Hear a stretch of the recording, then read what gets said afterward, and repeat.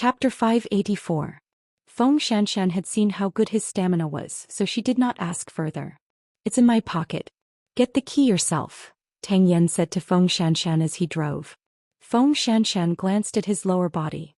Although she blushed, she did not hesitate and put her hand into his pocket. "The medicine box is in the drawer in the bedroom. Get the medicine yourself." "Got it." When she finished speaking, Tang Yan stopped the car by the roadside. They had reached a safe place. Feng Xianxia pushed the door open and got out of the car. Her face was extremely pale without a trace of blood. Tang Yan did not leave immediately. He watched Feng Xianxia get into the car before he turned around. Mu Qiqi saw that Tang Yan quickly caught up with them. She asked, "Xianxia went back?" "Yes," Tang Yan answered. "I'll go and see her when I come down later. She doesn't have any friends or relatives around her. She's so pitiful," Mu Qiqi said deliberately. Tang Yan did not say anything. He walked in front of everyone. Mu Qiqi looked at the man's back. He wanted to know if he did not care about Feng Xianxia at all. In fact, Tang Yan was really a smart person. He knew very well that Mu Qiqi was just saying it. She would not really go to Feng Xianxia's house. If she wanted to ask, she could just call her. Why did she have to do it herself? They walked up the mountain and first visited the 6 families on the mountainside. These 6 families were very obedient. Almost all the old people were at home. How could the young people stay there? However, what was strange was that there was a statue that looked like a Buddha statue at the bottom right corner of the door of each family. It was obvious that they were very obsessed with the Buddha. After another hour of walking, they finally reached the top of the mountain. The temple is at the top of the mountain. A police officer pointed at the top of the bluestone steps and told Tang Yan and the others, "You go and visit the other 6 families. We'll go to the temple to have a look," the captain ordered. Tang Yan and Mu Qiqi followed behind the captain. However, the closer they got to the temple, the more Mu Qiqi felt creeped out. It was because the murals on the walls of the temple were the tattoos on the bodies of the 2 deceased. She walked further into the temple. There were a few Buddha statues inside. They did not seem different, but Mu Qiqi found it strange. Very strange. "Qiqi, what did you find?" "The function of these murals here is not to bless but to curse. I believe that the deaths of the 2 victims must have something to do with these murals. Is there any abbot or administrator in this temple?" "They've already gone to ask."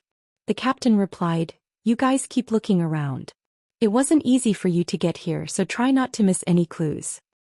This place is weird. There's a weird smell. Do you smell it?" Mu Qiqi subconsciously looked for the source of the smell. Everyone nodded in agreement. They followed Mu Qiqi to look for the source of the strange smell. In the end, they found a cellar by the side of a road. The cellars here are usually used to store food. It's possible that this is the smell of rotting food. No. Mu Qiqi shook her head. The food is rotten. It's impossible to smell blood. Everyone became alert when they heard that. 2 of the police officers opened the wooden door of the cellar and walked in carefully. Then they ran out with the stench. It might be the scene of dismemberment. There are broken bones and some body parts. Now the police were all busy. They had to collect evidence, take fingerprints, take photos, and conduct interviews on this mountain. There are so many broken bones at the scene. And judging from the wounds on the bodies, it should be something like a saw. Mu Qiqi said to the criminal investigation team, "You guys can look around and see if you can find the murder weapon." 3 o'clock in the afternoon in the CEO's office of Zhongting. Xianxia raised his hand to look at his watch from time to time. He thought that the little one was just joking. When the secretary saw him looking at his watch, he guessed that his CEO must have an appointment with his wife. Otherwise, the CEO would not look at his watch more than 3 times in such a short time. But poor CEO. He might be stood up today. After thinking for a while, the secretary knocked on Xianxia's door. "Here, this is a gift from the great designer." "Give it to me," Xianxia said without looking up. "This should be their wedding ring." But if the little one did not come, she could forget about the wedding ring. This was something he had personally watched the designer design. This was the only time in his life. At 4:30 in the afternoon, Mu Qiqi hurried to Zhongting. But Xianxia was in a meeting. When the secretary saw her, she said to her, "Madam, do you want to take a shower and change your clothes? There are clothes for you in the CEO's office. They are specially prepared for you." "Don't worry about me. I'll take a shower myself," said Mu Qiqi. Xianxia probably knew that she would smell everywhere she went. That was why he made such preparations. Her man's meticulousness was really off the charts. Mu Qiqi entered Xing Zhao's lounge and hurriedly took a shower. When she dried her hair and came out, Xing Zhao was still in a meeting. Mu Qiqi thought for a while and sat on the CEO's seat. Only then did she realize that the cufflinks she had given Xing Zhao were still in the most conspicuous place. It was so ugly and childish, but he was not afraid of being laughed at. Thinking about it, she did not seem to have given Xing Zhao anything else other than the cufflinks. So she planned to make a good one that could be put on the table and make her husband happy. When Xing Zhao came out of the conference room, he found a certain someone sleeping on his desk. The secretary was afraid that she would catch a cold, so she wrapped a blanket around her, afraid that the CEO would scold her if she did not sleep well. Seeing that Mu Qiqi had fallen asleep, Xing Zhao did not wake her up. Instead, he squatted down and looked at her red and swollen feet. No matter how comfortable the shoes were, they would wear down the feet after too much exercise. This little one really did not know how to be lazy. Behind Xing Zhao, the secretary was stunned. Who would have thought that the CEO who could summon wind and rain in the business world would look like this when he returned home? Xiao, I didn't mean to be late. Seeing that she was still raving, Xing Zhao smiled and stood up. He said to the secretary, "Give me the information. Don't let anyone in to disturb me." Got it, Zio. On the other hand, Mu Qiqi slept until 7 in the evening. In a way, she was accompanying Xing Zhao. Chapter 585. Xiao. Mu Qiqi sat up. I fell asleep. Xing Zhao put down his phone and looked at her. You didn't just fall asleep, huh? I didn't do it on purpose. We agreed. You've been talking in your sleep for the whole afternoon. If someone comes in and hears you, they will think that my woman has some weird habits. Xing Zhao stood up and put on his coat. What did I say? Mu Qiqi stood up as well, only to realize that she had taken Xing Zhao's seat. Idiot. Xing Zhao scolded her and wrapped the coat around her. Let's have dinner outside tonight. Okay. Mu Qiqi nodded and wrapped her arms around Xing Zhao's waist. I ran down from the mountain, which is more than 2,000 meters high. I didn't mean to be late. Why don't I ask Su Che to send someone up to install a cable car? No need. Mu Qiqi smiled. I don't think I'll go up. I'm so hungry. Take me to dinner, honey. Really? Yes. Mu Qiqi did not know whether to laugh or cry. Although she knew that her man was rich, he should not play like this. At the same time, Tang Yan rang the doorbell at home. But no one answered the door. After a while, Tang Yan saw the note on the door. I'm going to the police station. Call me if there's anything. You didn't reply to my message, so I guess that you're busy. A person who was not feeling well went to the police station. Thinking of this, Tang Yan drove to the police station. Feng Xianxian was still in the laboratory. Why are you back? The professor did not know why Tang Yan came back, so he looked up and asked him curiously. I can't sleep, so I came to see if you can help me, Tang Yan answered mechanically. There's nothing that I need your help with. After this experiment, Xianxian and I will get off work. Help me send her home. I called her to come here. Got it, Tang Yan said in a muffled voice and walked out of the forensic lab. Although Feng Xianxian's hands were full, she could not help but laugh when she saw that the man was so tired but still came out to look for her. About 10 minutes later, the experiment was over. Feng Xianxian changed her clothes and walked out of the forensic lab. She walked to Tang Yan and said, Let's go. Get yourself a key. Tang Yan stood up from the chair, his expression cold. If you think it's too much trouble, I can hide the key in my house and you can get it yourself. Is it so difficult to make a key? Tang Yan turned around and asked. I don't want to have to return the key in the future.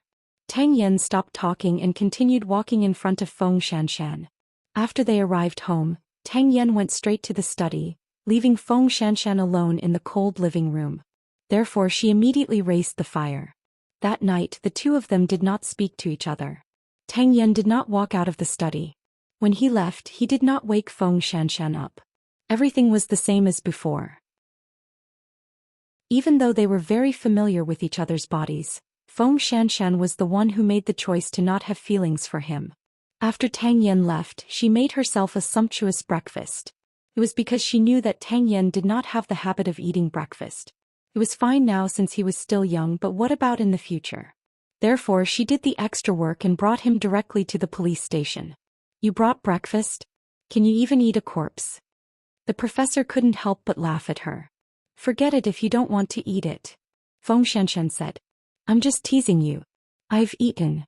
I'll bring it to Tang Yan. This child never has the habit of eating breakfast. Let him have a taste of your cooking. If Mu Qiqi was here, she would definitely laugh at her. But she knew that Mu Qiqi was not here today because she had promised Xiao that she would practice self-defense today. Mu Qiqi was the favorite. Wherever she went, she would be protected by a large group of people. Why would she need to practice self-defense? The person who should practice self-defense the most should be her. But Xiao was not at ease. It was reasonable. After all, she was his favorite. Moreover, she had done such a tiring and dangerous job. No wonder Xiao wanted to test Mu Qiqi's fitness. I'll stuff Tang Yan's mouth in the future. The professor rushed out and came back with a smile. Xianxian, your cooking is not bad. Who wants him to eat it? Feng Xianxian rolled her eyes. She did not want anyone to see anything unusual between her and Tang Yan. I don't care.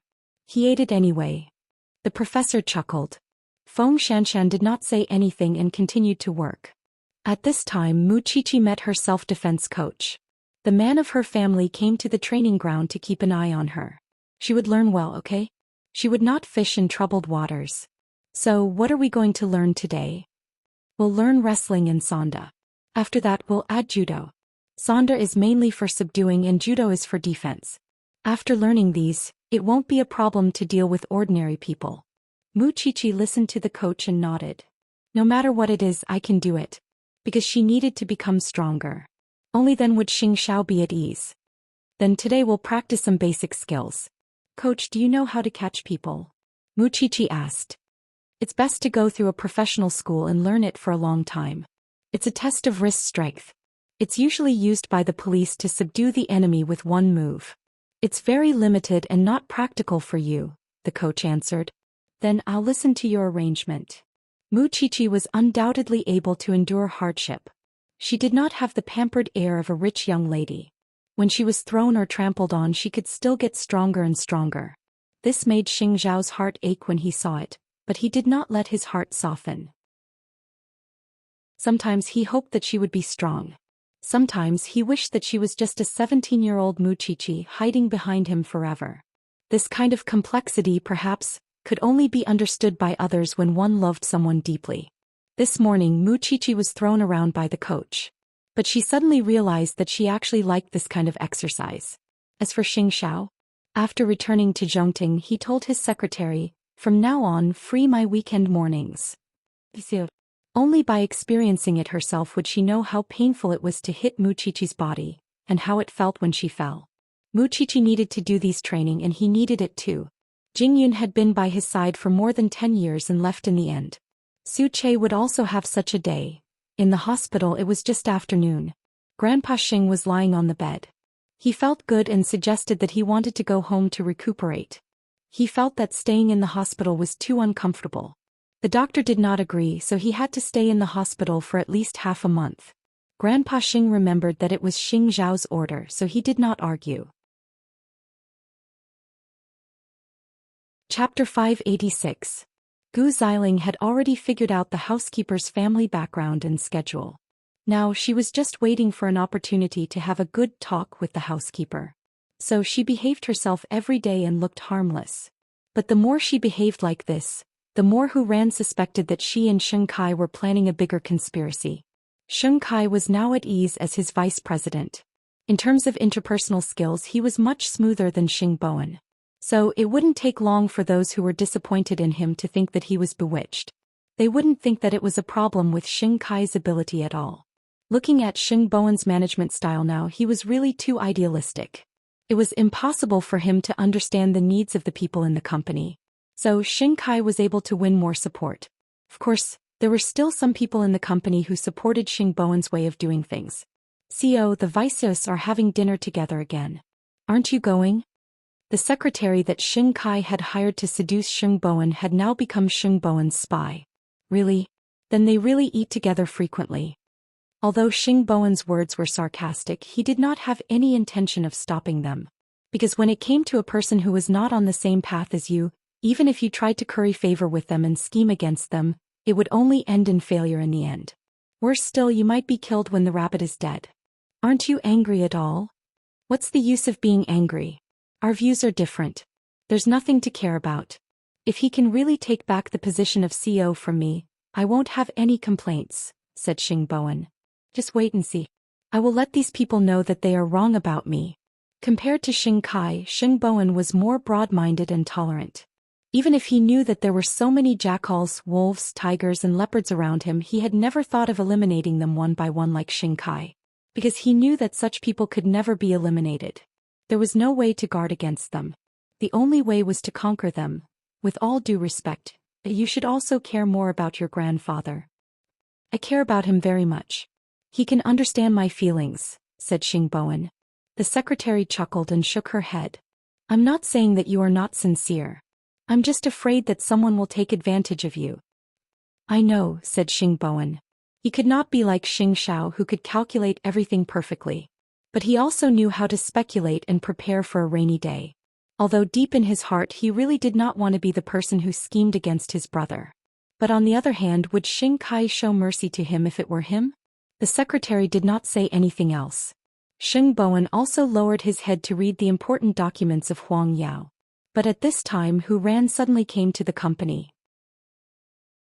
Seeing this, the secretary immediately said, Madam, please wait a moment. Xingbowen saw Hu Ran and immediately smiled. Why are you here? I don't have anything to do in the hospital, so I came to see you, Hu Ran replied. Second sister-in-law takes good care of Grandpa. No one else can do anything about it. Don't worry. Grandpa can tell who's loyal and who's not. It's not fake. He can see through everything, Xingbowen said. Let's have dinner together tonight. Okay, you go ahead with your work. I'll walk around your office. I haven't been here before. Hu Ran looked around the office. This used to be Eighth Brother's office. I think it's a good place, so I moved in. All the furnishings you see now were made by Eighth Brother back then.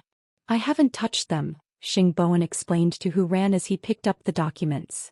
That secretary of yours seems quite pretty. Xingbowen laughed when he heard this. Second brother and second sister-in-law specially prepared this for me. Of course she won't be bad. Hu Ran's expression changed when she heard this. Why did you keep her? It's fine as long as I know what kind of person I am. Could it be that Xiao Ran is jealous? Xingbowen probed. I don't like to be jealous. I've already made it clear to the secretary. The reason why I kept her is to prevent second brother from sending more sinister people over. At least this secretary still has a conscience, Xingbowen explained to Hu Ran. I didn't keep her because she's beautiful. What are you explaining to me? Hu Ran's expression was a little unnatural. Yeah, I agree. I'll let her. No. Since you've explained it, I'll definitely believe you. If you send her away now, what if your second brother sends someone more ruthless and vicious to you? What should you do then? Keep her. Hu Ran quickly stopped him. Not angry? Hu Ran laughed. If you're really a reckless person, you'd have countless women around you. How can you still be pure? Xingbowen coughed lightly and gestured for Hu Ran to stop talking about this topic. Recently, second brother and second sister-in-law have been so normal that it's unbelievable.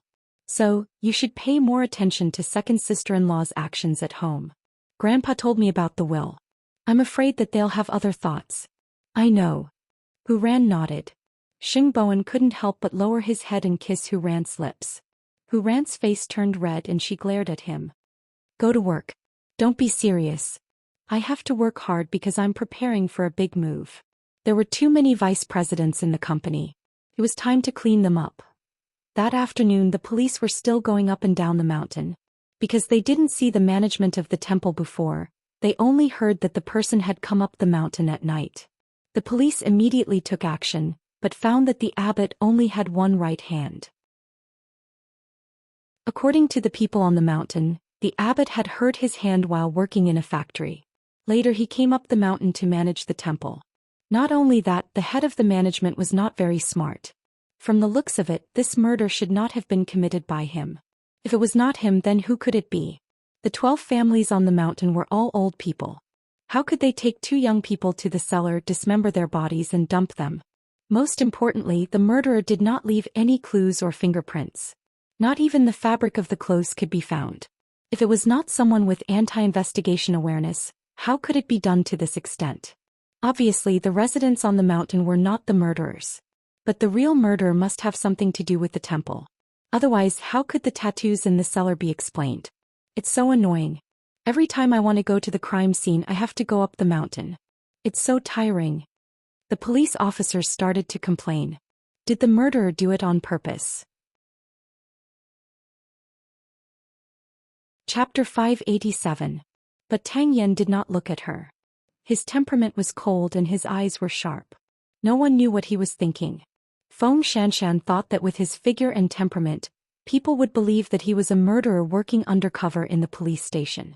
Can you smile when it's appropriate? Xianxia moved the corner of her mouth and asked Tang Yan.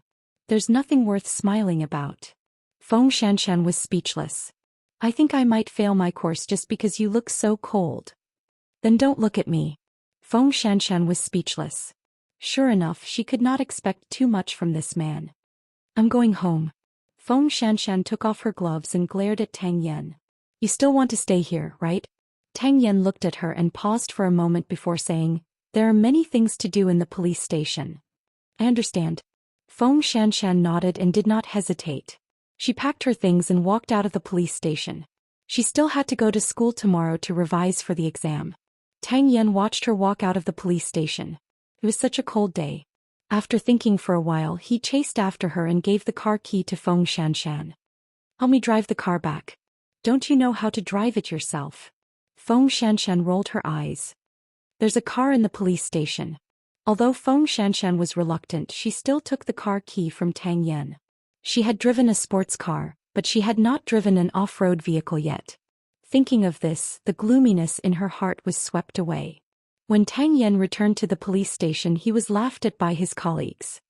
Officer Tang, why didn't you send the girl back? What if she encountered danger at this time of the night? Tang Yan glanced at him and asked directly, why didn't you send her back? Look at what you're saying. If I could be like you, tall and strong, capable of both literature and martial arts, I wouldn't need you to tell me, right? The man laughed. Officer Tang, you're such a workaholic. Tang Yan did not say anything. How could others understand his actions? Even Xianxia herself thought that Tang Yan simply wanted her to drive the car back to the hotel. After arriving home, Xianxia parked the car and opened the door to go home. Xianxia was suddenly stunned because she felt that she had gone a little too far by occupying the nest of others. She drove the car and had the keys. They had agreed that they would only be bedmates and nothing would change. Why did she feel like she was the mistress of this place now? She then looked at her own house. Although it was cold and cheerless, it seemed like that was her home. Xianxia did not understand. She did not think too much about it. She took a shower and put on the robe she brought over to sleep. Tang Yan returned home in the wee hours of the morning. He did not expect that he would wake Xianxia up, or rather she was not a sound sleeper. Did the police send you back? Yeah. Tang Yan nodded. But I don't hear the sound of a car outside. Xianxia continued. I'm going to take a bath. Tang Yan could not be bothered with her. He went straight to the bedroom to get a change of clothes. Workaholic. Xianxia looked at the wall clock on the wall, turned over on the sofa and continued to sleep. Anyway, she felt that Tang Yan was strange in every way except for his good body. Was it because he had been single for a long time and developed a strange habit? However, she did not give up on herself just because of one person. Tang Yan entered the bathroom and saw the green plants on the bathroom door. He frowned subconsciously because he did not like to see these things in the bathroom. But obviously it was Xianxia who put them in. So he went to the study. The next day when Xianxia woke up, she was preparing breakfast. But it was rare that Tang Yan did not go out. She thought that Tang Yan was Superman. However, he did not rest at home. Instead, he wore boxing gloves and punched the sandbag in a separate training room. Why can't you sleep? I thought you would go out at this time. Tang Yan ignored her and continued to practice. Xianxia looked at Tang Yan's smooth back and saw crystal beads of sweat sliding down his body. At that moment she felt hot all over. Damn it, she had an urge. I'll go out soon. To prevent herself from drooling at the man, Xianxia quickly turned around.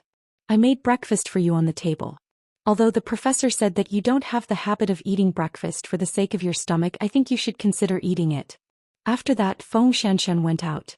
When Tang Yan heard the door close, he stopped and took off his gloves to go to the dining room.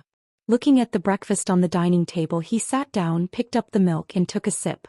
However, after just one sip he spat it out. But at this moment Xianxia came back. Because she did not bring the documents. Seeing Tang Yan vomiting on the floor, she frowned and walked over, but Tang Yan stopped her. "Why are you still here? What's wrong?" Xianxia asked. "I'm sure I didn't poison it. Or are you lactose intolerant? But even if you're not tolerant, you can't just eat it and spit it out, right?" "It's none of your business," Tang Yan said calmly. "I'm just allergic to certain things." Xianxia was speechless. "But I saw you drink milk in the afternoon. So, I think you have a phobia about breakfast." Xianxia glared at him. "Is that why you don't eat breakfast? Mind your own business." After saying these words, Tang Yan went to the bedroom. Xianxia crossed her arms and was a little unhappy. "Hey, at least wipe the floor before you go, right?" This person was definitely traumatized. Xianxia was almost sure that he vomited the breakfast that the professor stuffed into his mouth yesterday. Although she complained, Xianxia still wiped the floor before leaving the house. Living under the same roof as a weirdo, would he be infected as well? Xianxia did not think too much. She only knew that the exam was coming. Although Muqiqi did not want to fight for first place, she still wanted to see who was better between her and Muqiqi. After a while Tang Yan came out of the room. When he saw the sandwich that Xianxia had made, he did not take another bite and put it in the fridge. He had tried, but after so many years he still could not accept it. It was the second class in the morning in Xingting University. Xianxia was sitting in the classroom absent-mindedly. When she saw Muqiqi enter the classroom, she asked her, "Qi, let me ask you. What kind of trauma does a person have to go through to make him hate eating breakfast and even vomit his stomach out after eating it?" "Who are you talking about?" Muqiqi asked a nosy question. "Who else can it be? That person with low EQ." Xianxia pouted. "You guys." Chapter 588. I think that if Officer Tang's condition is so serious that he's going to throw up after eating, then this incident must have hurt him a lot. So, if you're just trying to find out more about this incident, then I think you should stop. No one likes to be paid attention to like this. Muqiqi said to Xianxia. "Besides, although you don't feel it yourself after spending so much time with those rich kids, you have the potential to play tricks on others." Xianxia pushed Muqiqi away and glared at her. "You don't understand me." "I don't understand you. Since you care about Officer Tang, why are you beating around the bush?" "That's because you don't know how dangerous he is." Xianxia thought to herself. "Forget it. The exam is in 2 or 3 days. I must win against you." As she said that, Xianxia leaned on Muqiqi. However, Muqiqi pushed her away. "It hurts. Did you really go yesterday?" "Of course." Muqiqi sighed. "I feel like I was run over today. I can't even stand up." "I thought you would just act coquettishly." Muqiqi did not answer Xianxia's question. Because she knew that no one would understand how serious she was when it came to Xingxiao. Xianxia did not ask further. When it came to relationships, the two of them had never been the same. "We are opponents. Don't hang on to me so easily," Muqiqi reminded Xianxia. Look at the surprised faces of others. If Muqiqi was said to be an iceberg genius in school, Xianxia was another extreme. It was a well-known fact that they did not get along. Nobody knew what happened between them in the past 6 months. They were supposed to be the strongest opponents. Why did they shake hands now? "Then I'll hang up when I go to the lab tonight." At noon, the hospital was very quiet. Gu Xiling was accompanying Grandpa Xing in the hospital. The butler and Hu Ran happened to bring lunch to the hospital. Usually, the butler and Grandpa Xing were inseparable. It was not easy to find a chance to talk to the butler. After taking care of Grandpa Xing for lunch, the butler was cleaning up the tableware. However, the old man said that he wanted to eat the pastries made by the kitchen at home. The butler had always taken good care of him, so he promised him that he would go back and ask the chef to prepare. Anyway, Hu Ran had to take care of him in the afternoon so he could leave. Seeing this, Gu Xiling immediately said to the old master, "In the afternoon, Kai asked me to deliver something for him. Since third sister-in-law is here, I can leave without worry." "Second sister-in-law, you're not the only one who knows how to take good care of Grandpa." Hu Ran rolled her eyes as if she was worried about leaving Grandpa Xing to anyone else. I didn't mean anything else. Gu Xiling explained before packing her things. She waited for the butler to leave for a while before leaving. It was only when they reached Xing Mansion that Gu Xiling quickened her steps and stopped the butler. Butler, I have something to tell you. What does second young mistress want to say to me? Why didn't you say so when master was here just now? The butler asked. I don't mean any harm. I've heard about your son. I know a very good lawyer who might be able to help you. This is his business card. As long as you tell him that you're my friend, he will help you. The butler took the business card from Gu Xiling. His expression changed. Second young mistress, if you really want to help me, then I'll thank you. But if you have any ulterior motives, then I'm sorry, I can't accept your help.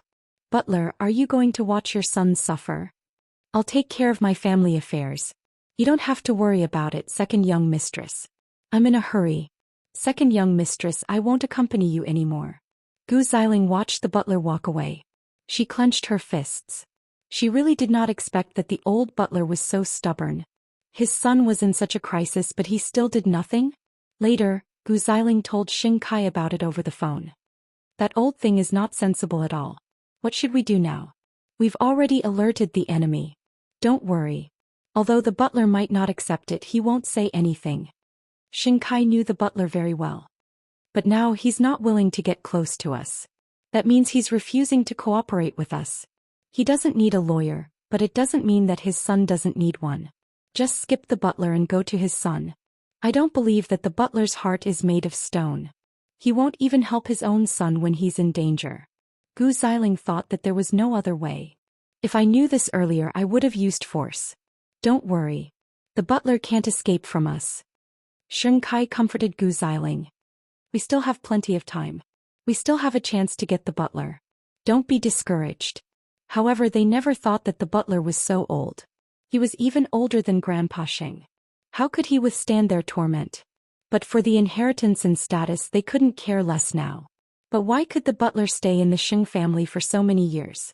Because in his heart he knew very well that some things were unbearably dirty. Since Gu Xiling had taken the initiative to express her goodwill, how could he not know what the couple was planning? Xing Bowen had just become the CEO of Huangyao. His foundation was not stable yet. If Xing Kai continued to stir up trouble behind the scenes, the Xing family might not be as glorious as when Xianxia was still around. But he couldn't tell Grandpa Xing. It was not because of anything else. He felt that Grandpa Xing couldn't take it anymore. Of course, he could still mention it to Xing Bowen.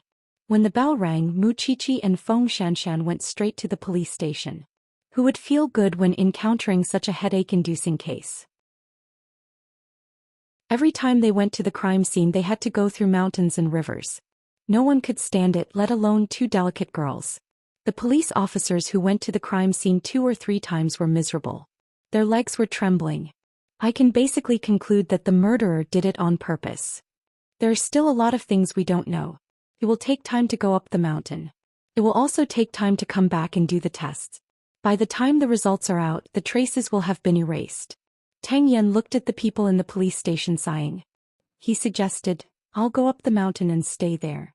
If there are any new discoveries, I'll inform you. Or I'll take pictures of them with my phone.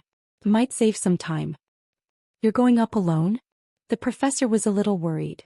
Although you're strong, what if the other party is a gang?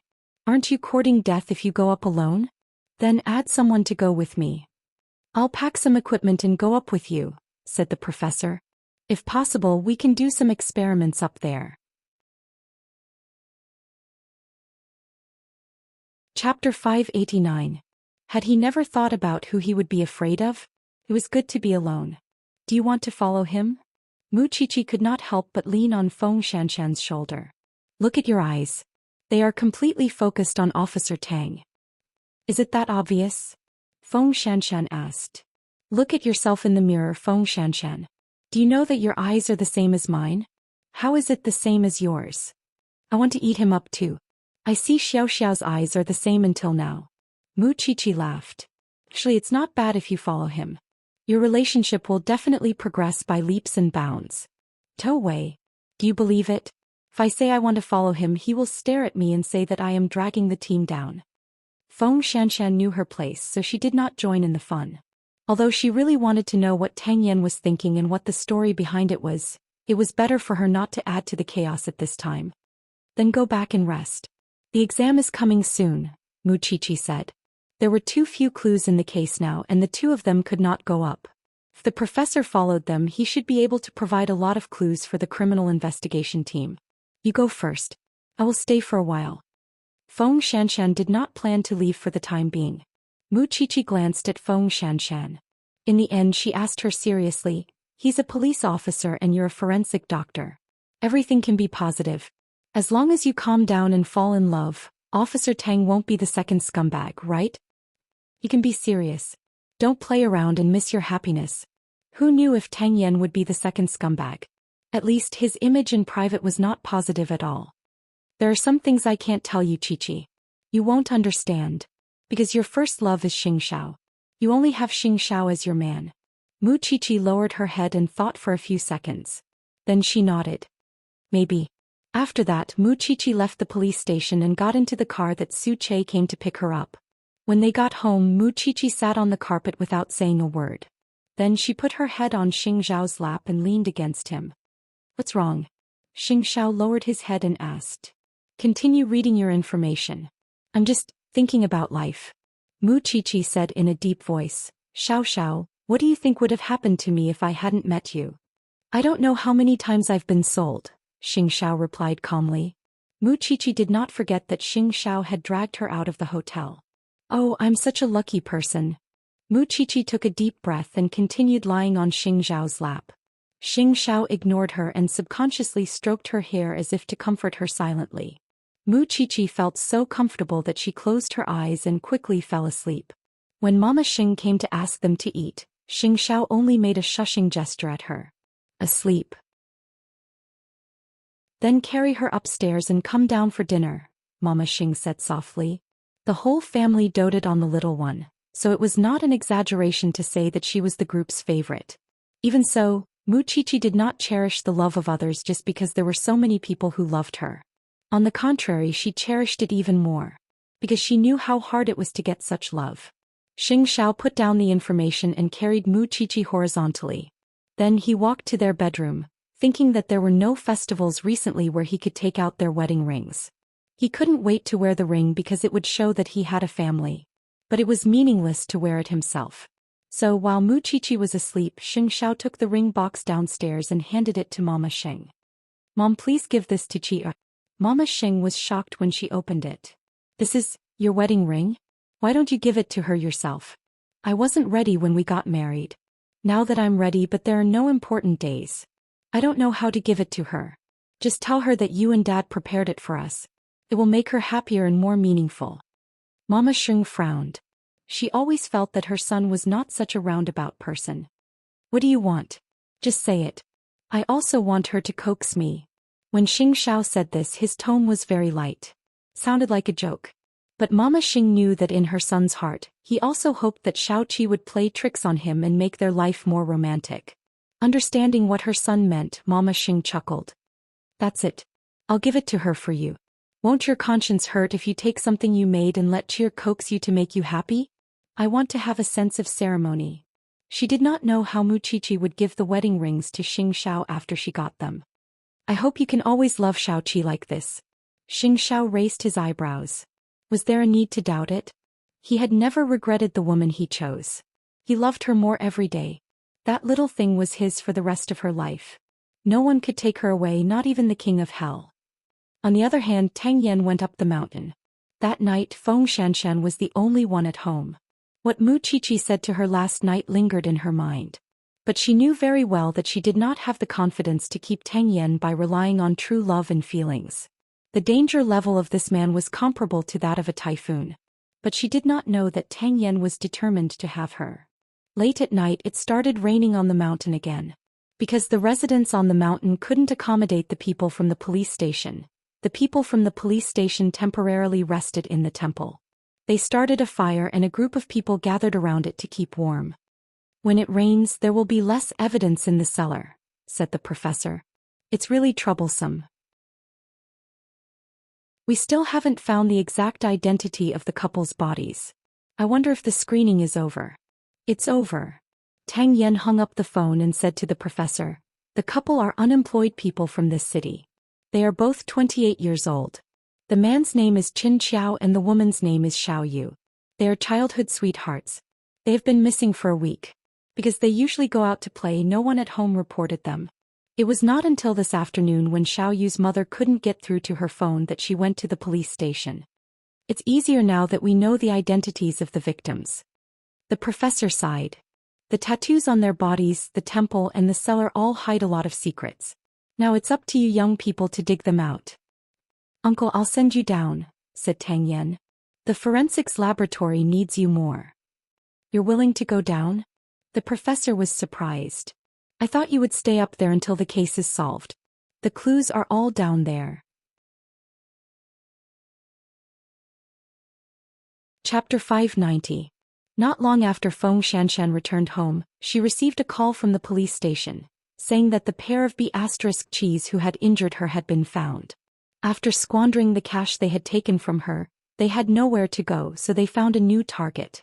However, they were not so lucky this time and were sent directly to the police station. Feng Xianxian thought that she did not need to waste her time on these two rascals. But after thinking about it, why should she? They ate her food, lived in her place, robbed her money and injured her head. Why should she let them live a good life? So Feng Xianxian went to the police station. When Tang Yan went down the hill, he went straight home. But no one answered the doorbell after he rang it for a long time. So Tang Yan took out his phone and called Feng Xianxian. "Where are you?" "I'm at the police station." "It's 3 o'clock in the morning. Are you at the police station?" Tang Yan frowned. "It's not about the case. It's a private matter. The two B** cheese have been found," Feng Xianxian replied. Tang Yan did not say anything else. He did not have the key to the door, so he could only go to the police station. At this moment the two B** cheese were kneeling on the ground, kowtowing to Feng Xianxian and apologizing. "Xianxian, please let us go. We were just confused. Xianxian, I've been with you for so long. Please don't sue us. I don't want to go to jail. Please, I beg you. If a stranger broke into my house and robbed me, I might not hate him so much. But I've given my heart to you. Since you betrayed me, I won't let you go. Otherwise, what would I become?" Feng Xianxian asked the two. "Xianxian, aren't you fine?" "That's because I'm tough." Feng Xianxian rolled her eyes. "Xianxian, I apologize to you. Really. My grandmother is critically ill at home. I had no choice. If you don't believe me, look at the notice in my phone." Feng Xianxian calmed down and looked at her friend. When she was about to say something, Tang Yan arrived at the police station. "Haven't you settled the matter?" Feng Xianxian turned around and looked at the man. She frowned. "I'm sleepy too. But these two keep wasting my time." "Go out and wait," Tang Yan said to Feng Xianxian. "The car is not locked." Listening to his words, did this man mean to help her deal with it? Thinking of this, Feng Xianxian slipped away quickly. She couldn't ask for more help. So this time she listened to Tang Yan. She walked out of the police station and opened the door of Tang Yan's SUV. When the two of them saw Tang Yan, they immediately panicked. Tang Yan's height gave them an oppressive feeling. In addition to his muscles, the two bastards were sweating profusely. "Detective Tang, how should we deal with these two people?" The police asked Tang Yan. Everyone in the team was busy with the dismemberment case, and they still had to deal with these two B** cheese. They were very impatient. "You guys are unlucky," Tang Yan said to the two B** cheese. "My grandma is really sick, that's why What does your grandma's critical condition have to do with me?" Tang Yan retorted with a different kind of anger. Even the members of the police team felt that Officer Tang was exceptionally cold today. "No. Police, shouldn't you sympathize with ordinary citizens like us? I was born without a heart. Especially to criminals." Then Tang Yan said to the police, "Charge them with robbery and intentional assault. Charge them with public prosecution." The police officer nodded. Tang Yan was good at psychological profiling, but everyone knew that he was also good at other aspects. He could fight and resist, and his mind was terrifyingly calm. So, there was a rumor that Tang Yan was here to replace the captain of the criminal investigation team because the current captain was going to be transferred away. Because of this premise, the members of the police team obeyed his orders. Feng Xianxian's good friend saw Tang Yan defending Feng Xianxian, so she asked, Your relationship with Feng Xianxian must be unusual. Otherwise, you wouldn't have helped her vent her anger. It's none of your business. She's a whore who's willing to be a husband to anyone. She slept with a second-generation rich boyfriend and even had an abortion. Take her away. Tang Yan's voice was cold. Then he left the police station and returned to the car. Is it settled? Feng Xianxian saw the cold expression on Tang Yan's face. She knew that the two men would not end well. The cold Hades must be very tired. But the key was with her and she was at the police station. Tang Yan could only help her settle the matter quickly before he could go home and sleep. Of course, Feng Xianxian would not know what her friend had said to Tang Yan just now. Tang Yan did not answer her. He quickly drove off. Feng Xianxian saw that his face was really bad, so she kept quiet. After a while they arrived home. Feng Xianxian saw the sofa and laid down on it. Anyway, the cold Hades would go back to his study. They must be living together with the strangest relationship. Tang Yan stood in the living room and stared at Feng Xianxian's back. After a while he bent down to carry Feng Xianxian and strode into the bedroom. What are you doing? It's midnight. Tang Yan's face was very close. Feng Xianxian's heart raced. She had no idea what he was going to do. But Tang Yan did not say anything. After he put her down he turned and left the bedroom. You're too strange. Feng Xianxian lay on the bed. She felt comfortable. She was too lazy to move and fell asleep on the bed. You know that some people are hell, an abyss, a moth flying into the fire, but you can't do anything to them. The next morning Mu Qiqi woke up early and went downstairs. She saw Mama Xing preparing breakfast. Xiaoqi, are you up so early because of the exam? Mu Qiqi nodded. It's because of the exam. That's why the perverted teachers asked me to go to school early. Thinking of the ring Xing Xiao gave her yesterday, Mama Xing took it out from the room when there was no one else in the house. This is for you. Mu Qiqi took it and saw 2 rings. She was shocked. Mom, this is the wedding ring for you and 8th brother. Take it as a token of our appreciation. Find a chance to give it to 8th brother. Don't be so nice to me. Mu Qiqi almost cried. Silly child, keep it well. Mama Xing smiled happily. Give 8th brother a big surprise. Mu Qiqi looked at the diamond rings carefully. They were so meticulous, so exquisite and full of emotion. They were objects that were watered with love. They did not look like gifts that a mother-in-law prepared for her daughter-in-law and son. What's wrong?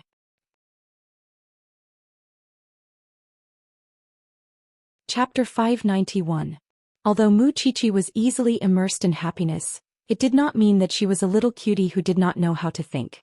How could her man not know such an important thing? He did not believe it. But since Mama Xing had given it to her, fine. She would pretend that she did not know. When she arrived at school, Mu Qiqi saw that Feng Xianxian was completely listless. She asked her, "Did you not sleep well these days? Or did you do something bad?" Those 2B****s were caught. The police called me at 2 in the middle of the night. What could I do? Feng Xianxian answered angrily. Then how did you take revenge? I don't know. I handed it over to the police and left. Feng Xianxian answered. You just let them go after they broke their heads? What else can I do? I can't call them back. Feng Xianxian pointed at the podium with her chin. The teacher is here. Let's listen. In the morning, in the noble ward of the hospital. The butler had received 3 calls in the short hour he stayed in the hospital. This made Grandpa Xing look at him suspiciously. Something happened at home? Yes, master. Something happened to my son. Then go back and solve it. Xiling and Hu Ran are here. There are others who can take care of me. You don't have to do everything yourself. After listening to the old man's words, the butler smiled and said, Then I'll go home in peace. Go. You are not bored staying in the hospital all day. I am bored to death. The butler thanked Grandpa Xing again and left the hospital with the food box. Of course he knew that once he left, both his family and the Xing family would change dramatically. But in his heart he would not betray Grandpa Xing even if he died. After all, they had been master and servant for so many years. Moreover, the Xing family had treated him well. Thinking of this, the butler called Xing Bowen. Third young master, you must be careful of second young master. If you are in trouble, you must ask 8th young master for help. Butler, do you know something? I don't know anything. I just think that second young master might have some ulterior motives. the butler answered. Okay, I will remember, Xing Bowen answered. After that he asked the butler with concern, Butler, are you okay? I'm fine, third young master, don't worry. If you have any difficulties you must tell me. Xing Bowen was a little worried. Thank you, third young master. The butler knew that he had to take care of his family and his son's feelings when he returned home. However, he did not want to betray the Xing family or Grandpa Xing. The person who called him was his wife. Over the phone she kept scolding him for not helping her. Because Xing Kai had prepared the best lawyer for him, but he was not willing to accept their help. When his wife found out, she was heartbroken and couldn't believe it was her husband's choice. If Xing Kai and his wife did not go to his wife, how would she know about it? Clearly Xing Kai and his wife were forcing him to submit. Xing Bowen found it strange. Usually the butler would not call him alone, let alone because of Xing Kai. Thinking of this, Xing Bowen immediately realized that something might have happened to the butler, so he called Hu Ran. Hu Ran picked up the phone and heard Xing Bowen asking, Is the housekeeper there? Grandpa gave him a day off to deal with some matters. This morning he received 3 emergency calls in a row. Okay, I got it. Xing Bowen hung up the phone and asked his secretary to find out where the butler lived and what happened. He had a feeling that it might have something to do with second brother. Then Xing Bowen called Xianxia. 8th brother, what is it? I think something must have happened to the butler's family. Xing Bowen told Xianxia about the butler's call today. The butler is so old and he is so loyal to the Xing family. Second brother really does something to an old man like him. I really think he is not human anymore. Since you have already sent someone to investigate, why did you call me? You are so smart. You must be able to help the butler. Xing Bowen said. 8th brother, the butler is very important to Grandpa. He's like a brother. Xianxia did not answer. Instead he hung up the phone and said to Su Che, Go out immediately. I will tell you what you need to do over the phone later. Where did? Xianxia thought for a moment and wrote it to Su Che. The butler had mentioned about his family and his background. Xianxia remembered it because his memory was no joke. However, Xianxia was puzzled. Why could Xing Kai not help but attack the butler? Grandpa Xing was still lying in the hospital. What he did not know was that Grandpa Xing had already told the Xing family that he had made his will. Xing Kai and his wife knew that they had no chance, so they did it. Of course, they underestimated the butler's loyalty to the Xing family and Xing Bowen's ability. They even underestimated Xing Zhao's concern for this matter. In fact, the butler had already prepared for the worst on his way home. But he could not bear to. He could not bear to leave the Xing family and the young masters and ladies of the Xing family. In the evening, Mu Qiqi went straight home after class. Xing Xiao had called her and told her that he was going somewhere at night and might not be able to come back tomorrow. Mu Qiqi did not wait for Xing Xiao to explain and agreed immediately. Since her man felt that it was urgent, she would certainly follow him without hesitation. So Feng Xianxian was the only one who went to the autopsy room.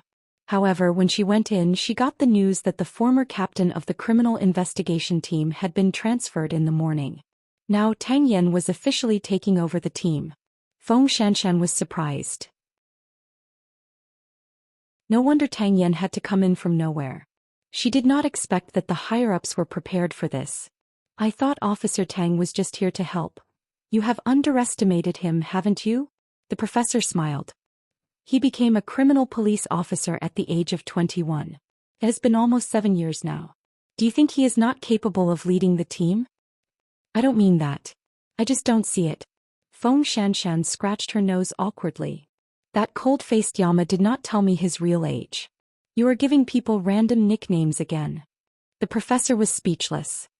Since he is the captain, can't you give him some face in the future? Feng Xianxian coughed softly. Was she not giving Tang Yan face?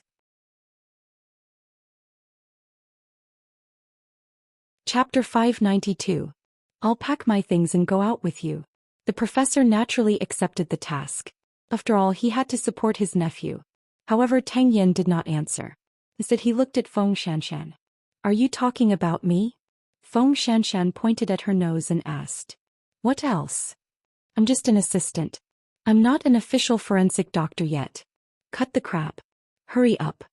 Tang Yan walked out of the autopsy room. Does this count as a new official making 3 changes? Feng Xianxian was a little unconvinced. The professor could not help but laugh when he heard this. Since he asked you to go, he must have his reasons. He won't take revenge on you. Really? Feng Xianxian was doubtful. Of course, her suspicion was very correct. For example, Tang Yan's punishment for the 2B asterisk cheese last night was very heavy. Feng Xianxian did not think too much about it. She simply packed up her things and followed Tang Yan after a while. Just the two of us? When she saw that Tang Yan did not bring anyone with him, Feng Xianxian could not help but look at him curiously. There are forensic doctors in the station and the professor is also here. Why do you want to bring a half-baked doctor like me? Although I don't want to admit it, in terms of professionalism, I'm not even as good as Mu Qiqi. There's no need for an autopsy. I'm just going to see Xiao Yu's mother. After that, today's task will be considered completed. Tang Yan walked in front and gave Feng Xianxian an explanation. It's on the way. Get the key. I said I'm not worthy, Feng Xianxian said stubbornly. Before she got the key, she still had someone to look for. If she got the key, even if she and Tang Yan lived under the same roof, they would not have much interaction. They were clearly living together. She did not want herself to think that she was living with a ghost. Give me a reason. If I don't get the key, I still have someone to look for. If I get the key, you'll be appearing and disappearing all day. I'll feel very uncomfortable. After hearing this, Tang Yan did not say anything else. Instead, he brought her directly to Xiao Yu's house. However, as a woman, Feng Xianxian felt gloomy the moment she entered Xiao Yu's house. I can see that her mother is also a very superstitious person. There is a very strong sandalwood smell in the house. Tang Yan glanced at Feng Xianxian and told her, Xiao Yu's grandfather went to the temple to cultivate in his later years. He had a great influence on the family. So Xiao Yu and her mother believed in Buddha since they were young. Xiao Yu's father hated the fact that his entire family had gone berserk. So when Xiao Yu was 7 years old, he abandoned them and went out to roam the world alone. I haven't heard from him in the past few years. Xiao Yu's death is related to her father. Tang Yan did not say it out loud because the two of them had already entered Xiao Yu's living room. Feng Xianxian and Tang Yan looked at each other when they saw the furnishings inside that looked like a Buddhist hall. Madam Xiao, there's something I want to discuss with you. Professor Tang, please speak. The woman sat on the sofa and covered her face as she wept. Because Tang Yan had been there once, Xiao Yu's mother had a deep impression of him. I don't know if you have seen this pattern before. Tang Yan showed the tattoo on Xiao Yu's body to Xiao Yu's mother. Xiao Yu's mother's face changed when she saw it.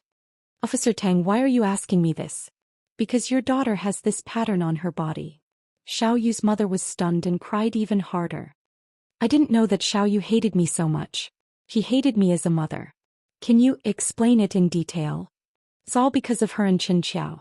Because we have always believed in Buddha, it caused the neighbors to criticize us. So the Qin family looked down on Xiao Yu and wanted to separate her and Xianxia. Xiao Yu's mother explained, she argued with me and wanted to live a normal life, but I didn't agree. I didn't expect that she would choose such an extreme method to protest against me. This talisman is used to curse people. It's a curse that makes people unable to reincarnate forever. What did you talk about the last time you met your daughter? Tang Yan continued to ask. She told me that she and Xianxia were going to a faraway place to play for a long time. I thought that they were just like usual, so I didn't pay much attention to it, Xiao Yu's mother answered.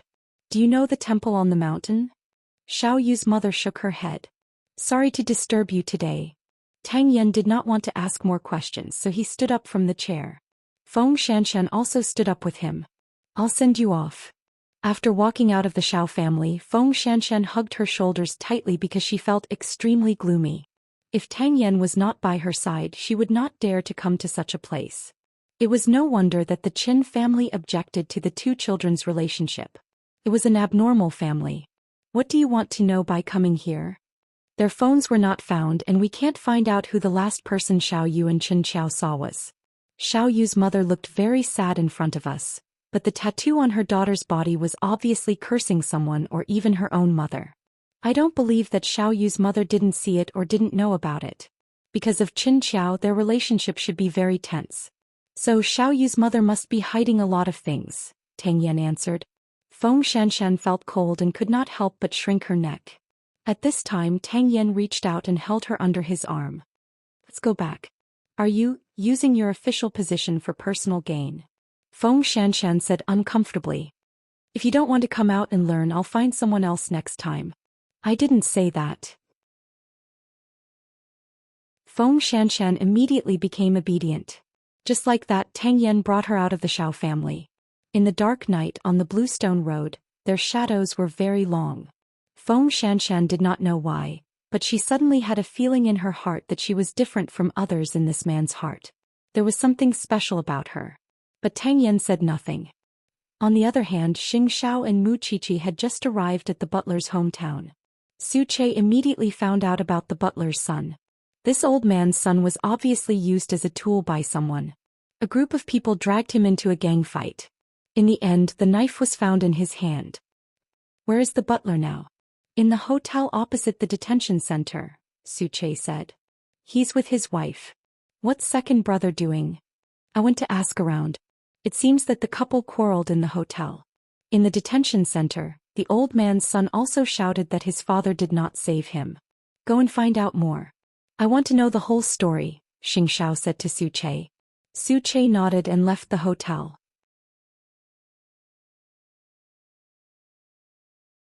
Chapter 593. Are you unhappy that I'm here to help him? Xing Xiao sat on the sofa and asked Mu Qiqi. Mu Qiqi shook her head. Since you're here, it means that this is not a simple matter. I won't ask about Xing Kai. Xing Xiao beckoned Mu Qiqi with his finger. Come here.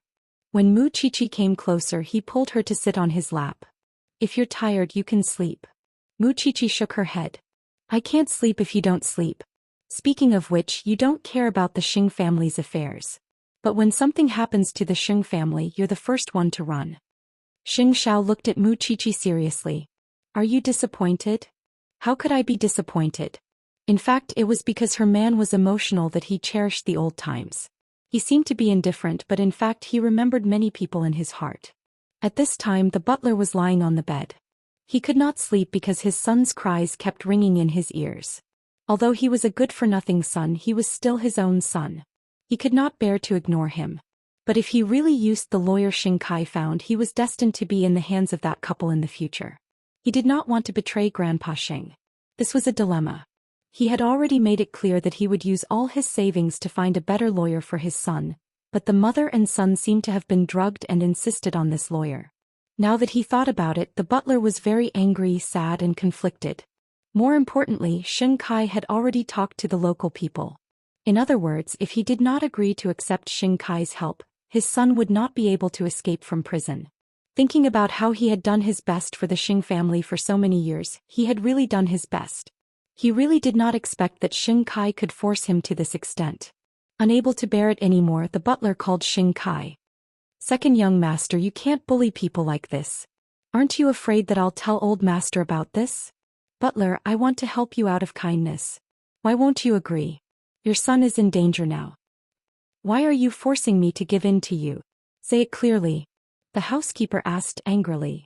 My son doesn't need your help. He can be fine. How can you not understand my painstaking efforts? All you have to do is accept my kindness. Xing Kai, you will die a horrible death. The butler was anxious and scolded. Don't think that I don't know what you're thinking. You're fantasizing about old master's will. Let me tell you, there's no benefit in forcing me into a corner. Butler, aren't you being too self-righteous? Xing Kai laughed on the other end of the phone. I just want to help you. I don't want your help. After that, the butler smashed the phone. He only had one son, but he did not want to betray the Xing family. Therefore he could only go to the extreme. It was midnight. Su Che suddenly appeared in front of Xing Xiao and Mu Qiqi's room and knocked on the door. Xiao, something happened. Xing Xiao sat up, opened the door and looked at Su Che. That old man jumped off a building. He's in the hospital now. Fortunately, he jumped on the grass. The hospital is trying to save him. What happened? Did you find out? Xing Xiao immediately turned around and went back to his room. He changed his clothes on the hanger with his back facing Su Che. Xing Kai hired a lawyer to help him, but the old man kept rejecting him. Xing Kai must have gone to the old man first, but he was rejected. Later he went to the old man's wife and son. The people in the detention center were all told to take special care of them. It seems that Xing Kai wants to force the old man to submit. As for the specific reason, only the two of them know. Su Che said. When Xianxia heard the last sentence, he had already put on his watch. Second brother doesn't know that we're here, right? I don't think so. If we didn't come, the butler would have been forced to his death, Xianxia said coldly. It seems that he doesn't want to stay in Jianchuan anymore. What should we do now? Go and greet the people in the detention center first. Suppress Sheng Kai's men and let the police intervene in this matter fairly.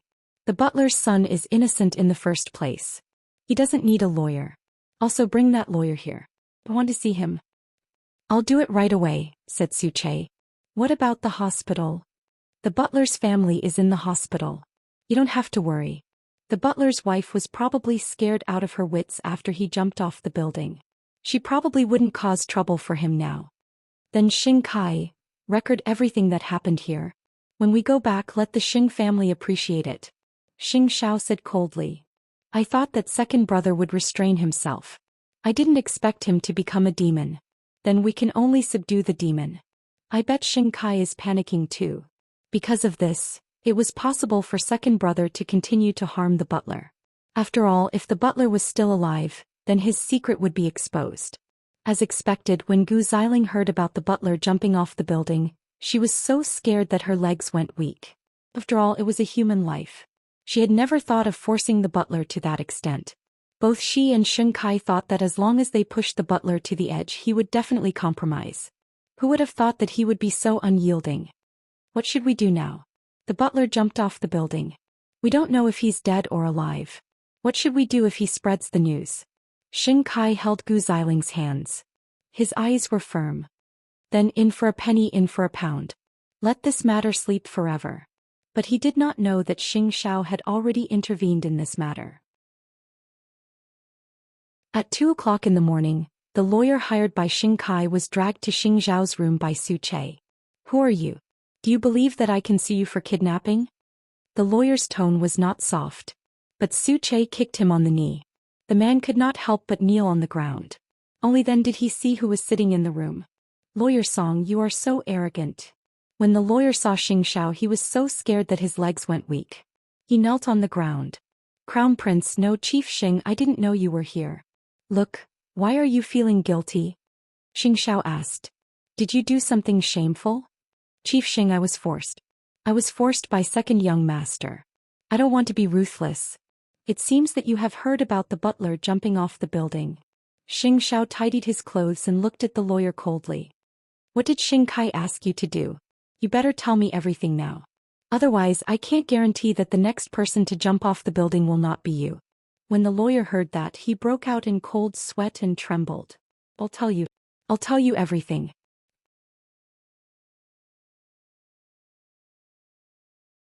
Chapter 594. Sheng Kai's despicableness was beyond Xing Zhao's imagination. In just a short time he had turned himself into a monster through and through. That was why Xianxia did not have to care about any brotherhood this time.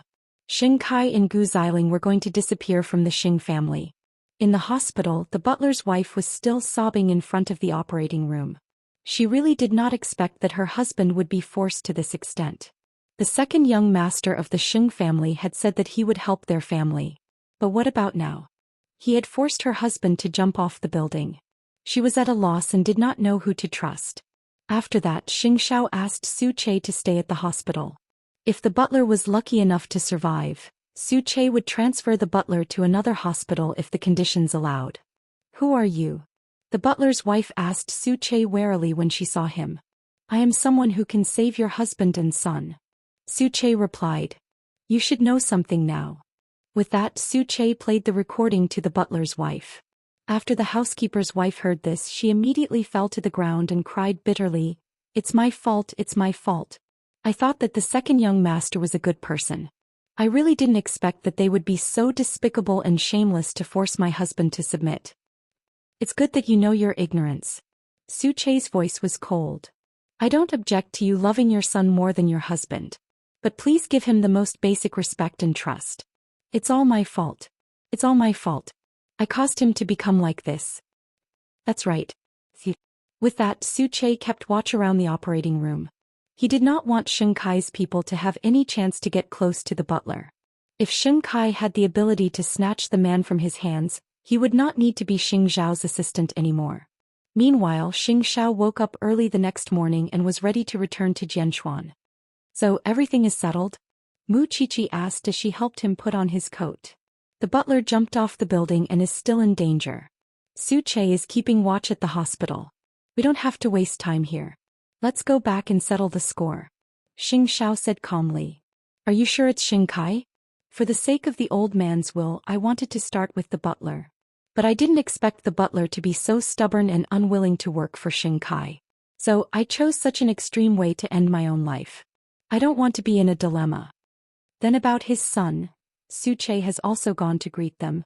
If that group of people still want their hats, then they must try the case impartially.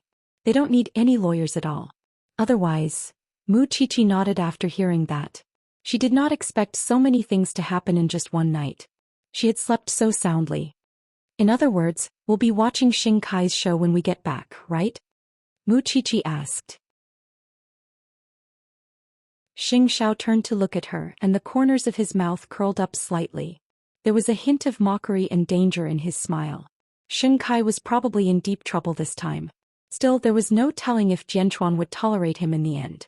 Either way, the Xing family definitely would not. That morning, Mu Qiqi did not go to Xingting for class. Feng Xianxian saw the empty seat beside her and suddenly felt very lonely. It turned out that this was the value of the existence of an opponent. Without Mu Qiqi and Xingting, even classes would be meaningless.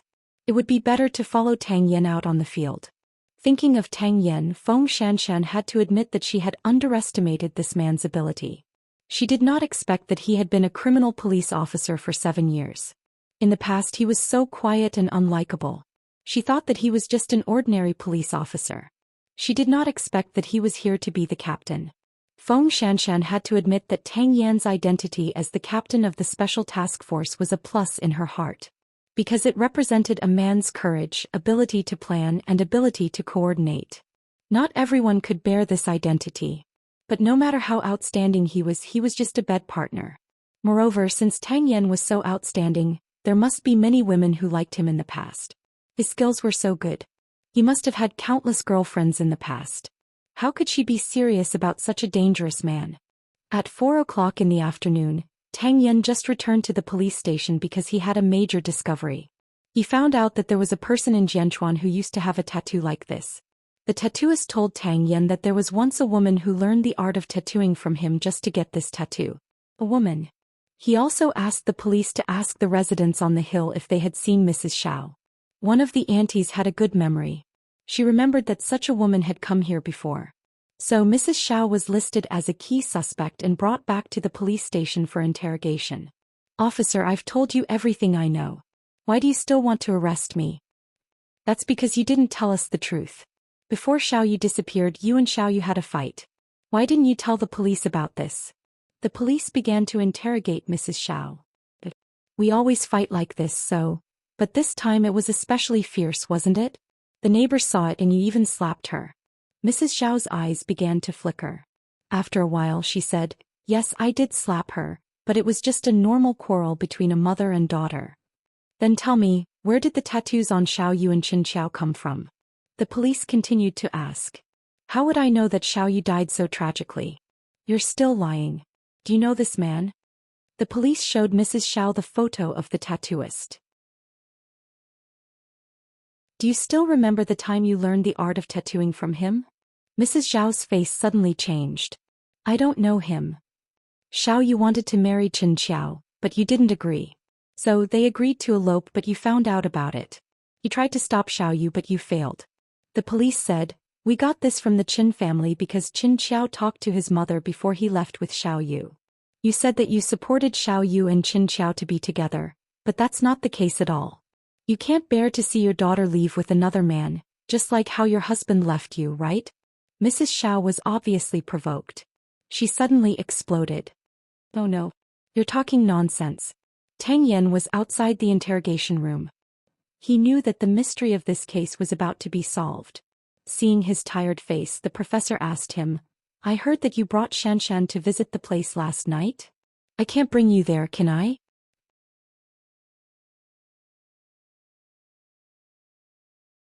Chapter 595. It's just official business, Tang Yan answered coldly. After hearing that, the professor did not continue asking because he wanted to know if Tang Yan would explain. If he did, it would be like exposing himself.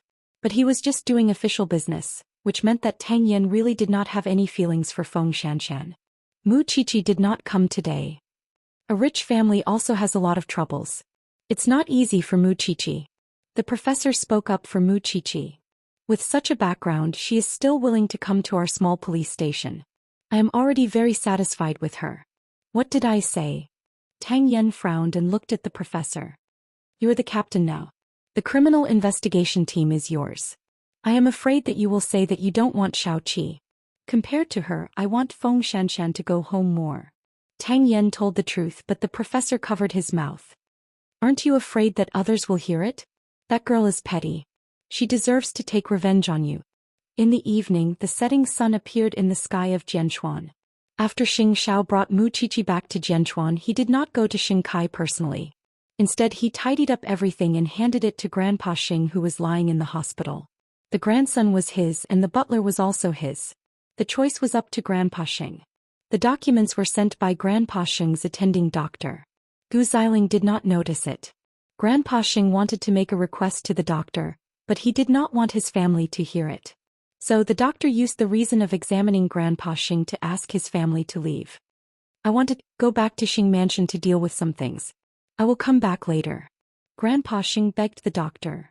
Old Xing, you have to know that your surgery is not an ordinary one. The recovery is slow. If you continue to worry about it, it will not be good for the wound to recover. If I don't deal with this matter, I will not be able to eat and sleep in peace, said Grandpa Xing. Some of the sequelae after your surgery have not been completely eliminated. I'm really worried. But if you must go out, can you promise me that you will not be emotional? If you can, I will agree to give you 2 hours. I promise. Grandpa Xing had not even seen his own great-grandson. How could he bear to let anything happen to him? So he would let Xing Bowen handle Xing Kai's matter. Then he would make a decision. He would not quarrel or argue anymore. It was not worth it. After getting the doctor's approval, Grandpa Xing immediately called Xing Bowen and told everyone in the Xing family to come home before 8. Xing Bowen vaguely guessed that it might have something to do with the butler, but what if he was overthinking? That was why he called Xing Xiao. How is the butler? How did you know that I would intervene in this matter? Grandpa asked the Xing family to go home before 8 o'clock. So I guess it must be because of you, said Xing Bowen. 8th brother, you're not a heartless person. I know that. Since Grandpa Xing has summoned you, just go. It's useless to call me since I'm not a member of the Xing family now. With that, Xing Xiao hung up. In that case, the old man still had to deal with it head-on. That meant that Xing Kai would be eliminated. However, it didn't matter if Xing Kai was eliminated. But could the old man's body endure it? To be honest, when he handed the information to Grandpa Xing, Xing Xiao was also very hesitant. Because he knew the power of this bomb. But the butler's life and death were still unknown. He was lying in the ACU for observation. Was Xing Kai not responsible at all? Then he would be even more unscrupulous in doing such things in the future. On the way back to the Xing family, Grandpa Xing tried to call Xing Xiao. 8th brother, do you want to come back? No, said Xing Xiao. With 3rd brother and the others around, there's not much point in me going. 2nd brother will eventually know that I've interfered. So you don't have to make enemies for me. All right then. Grandpa Xing still wanted to treat Xing Xiao as a member of the family. However, Xing Xiao no longer had any feelings for the Xing family. Now Banyan Courtyard was his home. Wherever Xiaoqi was, that was where he belonged. Everyone in the Xing family received the news that they had to return home before 8 o'clock. Because it was Xing Bowen who informed them, the Xing family thought that Xing Bowen had some news. They would never have guessed that Grandpa Xing had already returned home. Xing Kai had guessed it in his heart. But now that the butler's situation was a mess, his heart was also in a mess. The butler committed suicide. The lawyer saw that the situation was not right and turned around to run away. The police had also begun to follow the proper procedures to investigate the case. They did not allow him to continue to threaten the butler. Xing Kai knew that things were very bad because he was still a greenhorn. However, Gu Xiling had been watching over Grandpa Xing. There shouldn't be any news from him. So, if it was just third brother talking nonsense, he could completely control the situation. Xing Bowen returned home early and saw Grandpa Xing sitting in a wheelchair in the study. He was very surprised. Grandpa, you should be recovering in the hospital. I've taken 2 hours off. Now take a look at these documents. Grandpa Xing handed the documents to Xing Bowen. These are all sent by 8th brother. Although I don't know how he got them. Xing Bowen first played the recording. His face began to show anger. Then he heard the news that the butler's life was in danger. Grandpa, is this true? Xing Bowen still could not believe it. He knew that Xin Kai and Gu Xiling were capricious. But he never thought that they would do such a thing to kill someone. And this person was an old man who had been with the Xing family for decades. When second brother comes back later, you confront him. I don't want to say this. I don't want to argue with him, said Grandpa Xing. Old Xing said. Make things clear in front of everyone. I think it's time to put an end to some things. Xing Bowen was stunned when he heard the word end. Grandpa, what do you mean? You'll know in the family meeting later, said Grandpa Xing. Xing Bowen actually guessed that Grandpa Xing would chase the two out of the house. But he did not know that Grandpa Xing was actually going to be even more ruthless. Then for the sake of your health, don't come out first. I don't want you to see their faces. Go ahead. Grandpa Xing waved his hand. Faces? It was not like he had not seen it before. What was there to avoid? However, to reassure Xing Bowen and to give Xing Kai a surprise, Grandpa Xing really stayed in the study and did not come out immediately. By then most of the Xing family had entered the house, including Xing Kai and Gu Xiling.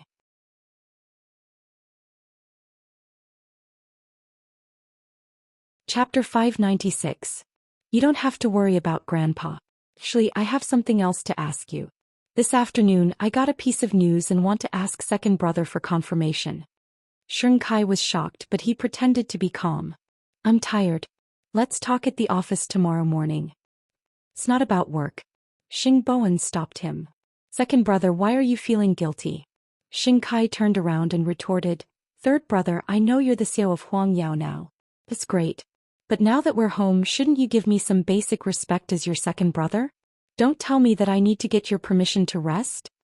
Do you know that the butler committed suicide? Xing Bowen went straight to the point. He did not want to beat around the bush with Xing Kai anymore. What? When did it happen? You're so good at pretending. Xing Bowen sneered. Second brother, how long are you going to pretend in front of the family? Do you really think that no one will know what you've done? I don't understand what you're talking about. What does the butler's suicide have to do with me? Lawyer Song, don't tell me you don't know him? Xing Bowen asked Xing Kai directly. What are you trying to say? Xing Kai asked angrily. That's right. Third brother, what are you accusing second brother of? Sixth brother was also anxious. What does the butler's suicide have to do with second brother? The butler's son was arrested for assault and is now in the detention center.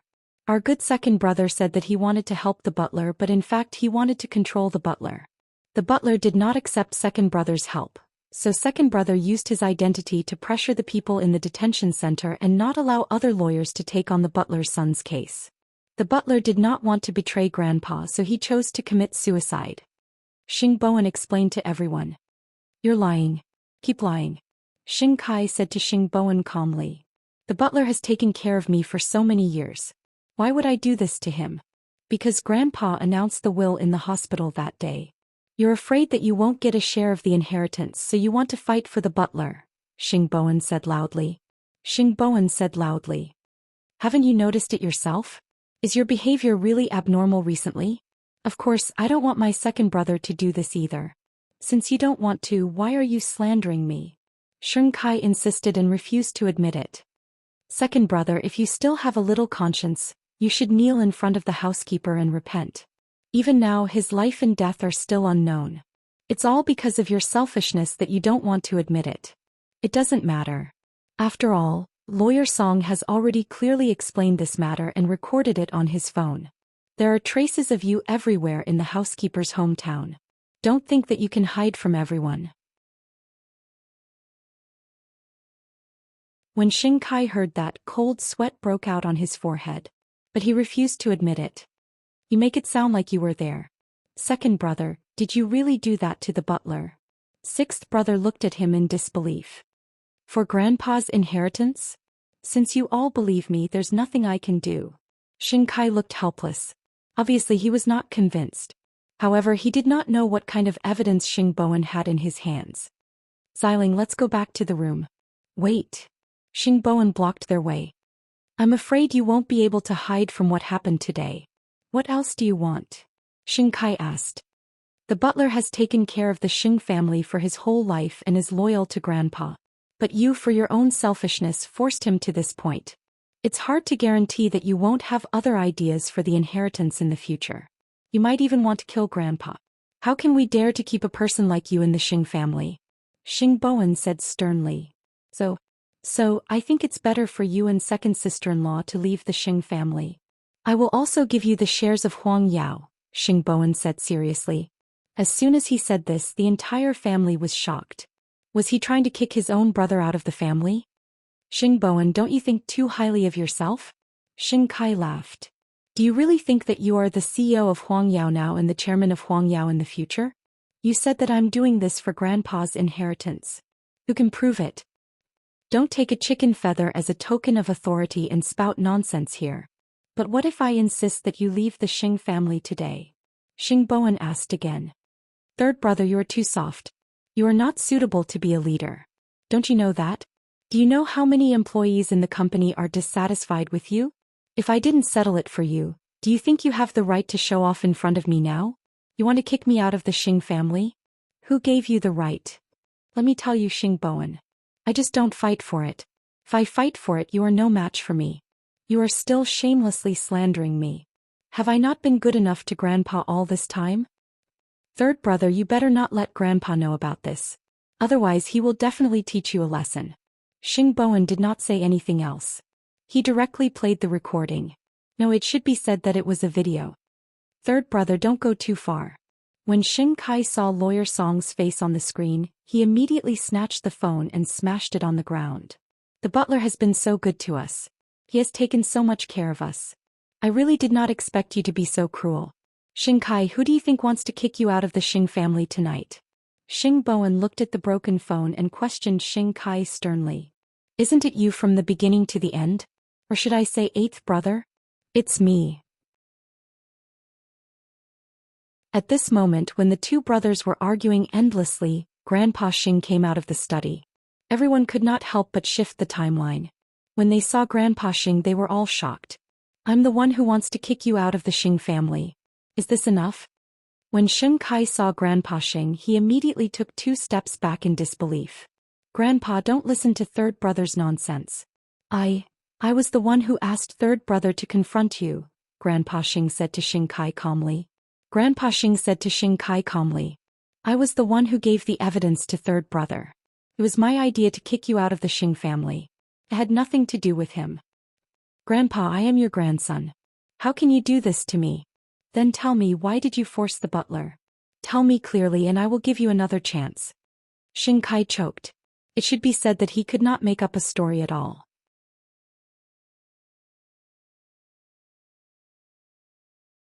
Chapter 597. Since you can't give me an answer, I will answer it for you. Because you want my inheritance, the shares of Huang Yao, the position of the chairman, and the supreme glory.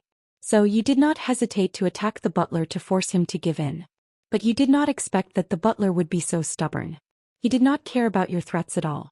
You would rather die than betray me and the Xing family.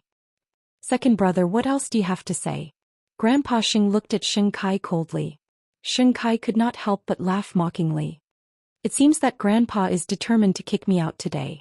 So, you still don't think that you are wrong? I am wrong?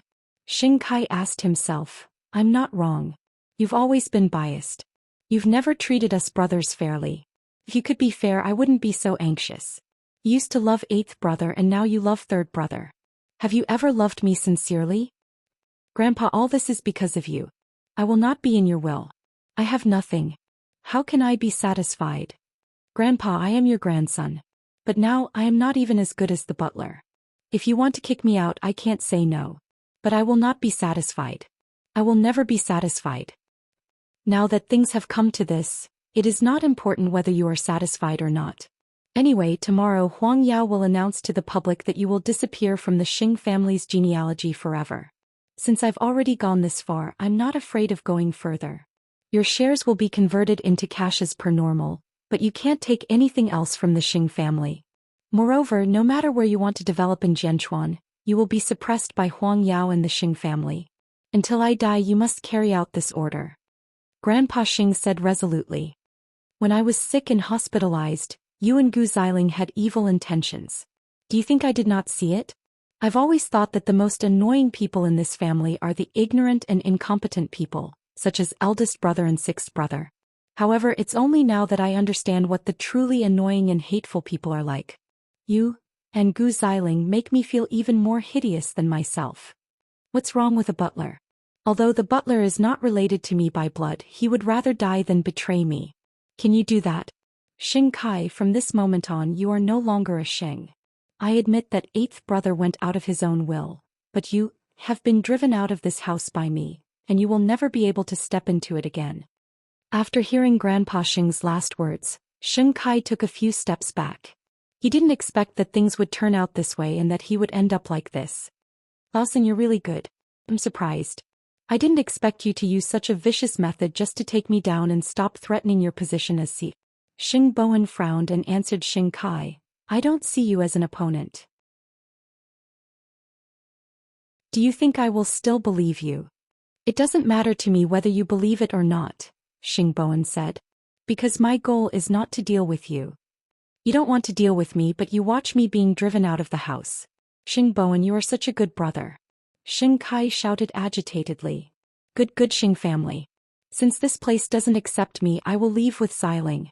But I won't let it go. You can suppress me or target me, but one day I will tell you who is the real master of this place. Having said that, Xing Kai took Gu Xiling's hand. Sco. Gu Xiling looked at Grandpa Xing with hatred and smiled. Grandpa Xing, you will die a horrible death. Having said that, they left the house. Grandpa Xing had said that they were not allowed to take anything away. Seeing this scene, Hu Ran stood by the side and secretly held Xing Bowen's arm. Those B***cheese have finally left this house. Grandpa, I will send you back to the hospital. Xing Bowen looked down at Grandpa Xing. Third brother, from now on you have to be careful. Grandpa Xing patted the back of his hand. I don't want to care about the Xing family anymore. The seed of Xing Kai's hatred had been completely planted in the deep pool that was the Xing family. Don't let him make a comeback. It's all up to you. Grandpa, I understand. Who knew what the future would be like? Help me call eighth brother. I want to see him. Hearing this, Xing Bowen suddenly felt that the old man in front of him was just putting up a strong front. So when they returned to the hospital, Xing Bowen immediately asked the doctor to check on Grandpa Xing. It's nothing serious. He's just too tired, the doctor answered. Have you settled your family affairs? Xing Bowen nodded and called Xingxiao. Grandpa wants to see you. The butler has woken up, but his head is badly injured. He might have dementia in the future. Grandpa kicked Xing Kai out of the house, Xing Bowen said seriously. Eighth brother, I'm really afraid that Grandpa can't take it anymore. He has to. I will bring cheer here tomorrow morning. After Xing Kai and Gu Xiling left home, they went to Gu Xiling's mother's house. When Mama Gu heard about Xing Kai, she felt sorry for her son-in-law. Why is this old thing so muddle-headed? He doesn't protect his grandson but sides with an outsider? Is there something wrong with him? Mom, now that we've been kicked out of the Xing family, we don't know what to do and we have nowhere to go. You can stay here first. We'll talk about it later. Kai, don't be afraid. Xiling's grandfather knows a lot of people. When the time comes, he can introduce you to them. The Xing family doesn't want you, but the Gu family hasn't collapsed yet. If they look down on us, they will pay them back 100 times sooner or later. Thank you, Mom. Xing Kai covered his face with his hand. His expression was very gloomy. As he thought of something. Xiling, have you ever thought about who gave the evidence to Grandpa? It can't be third brother. Who else could it be? Gu Xiling sneered. Other than your omnipotent eighth brother. In fact, Xing Kai had the answer in his heart. But it seemed that he could only accept it after hearing Gu Xiling say it. Eighth brother, I will definitely let you taste the taste of failure. Let's not talk so much now. Let's think about what we should do in the future. Hatred was probably the thing that could make a person grow. With this motivation, would Xianxia not work hard and improve himself? The only pity was that this man could not give her a child. Late at night, Muqiqi learned from Xiao that Xianxia had been kicked out of the house. She had to say that it was very satisfying. Because Grandpa Xing had also been led astray before. But at least he knew to rein in at the last moment. Xianxia is so vengeful. Now that he has been kicked out of the Xing family, I don't know what kind of trouble he will cause. Muqiqi was worried.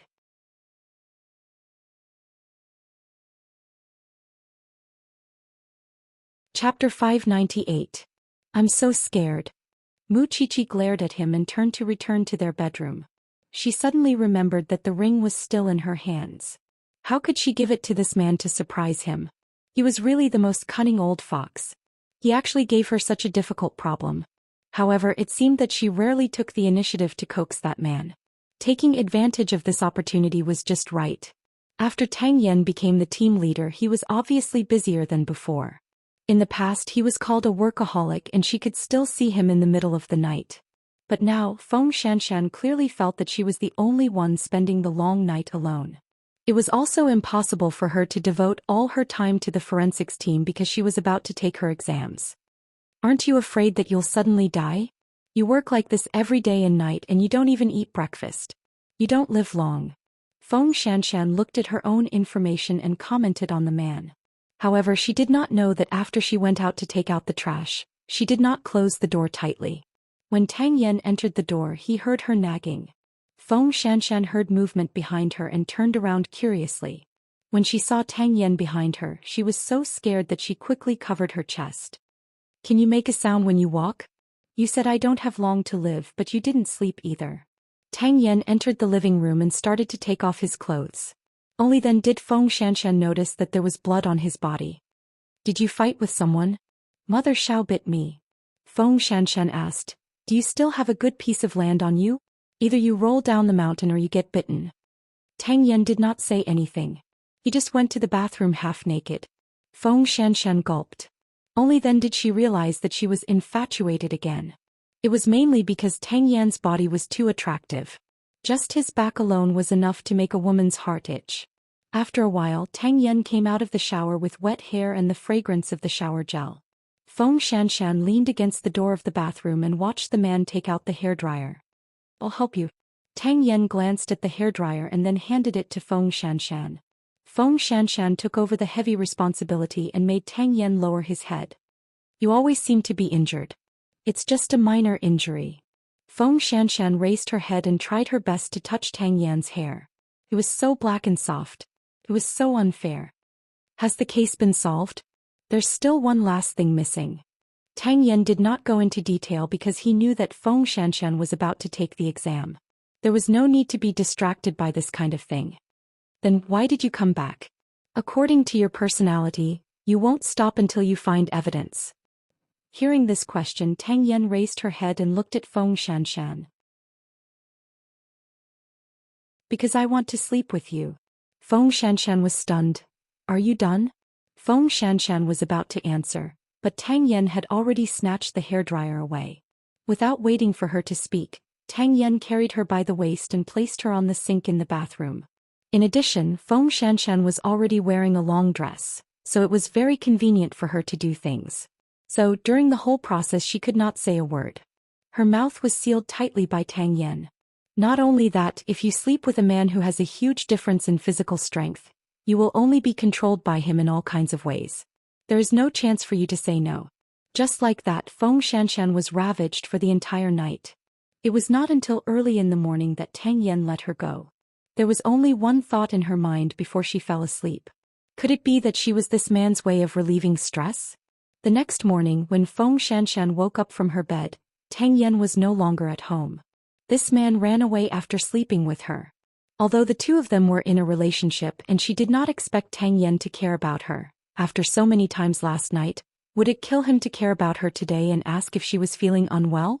Xianxia forced herself to get up. When she walked out of the house, she saw Tang Yan leaning against the car door. He had not left yet. Get in the car. I don't want you to send me off, Xianxia said angrily.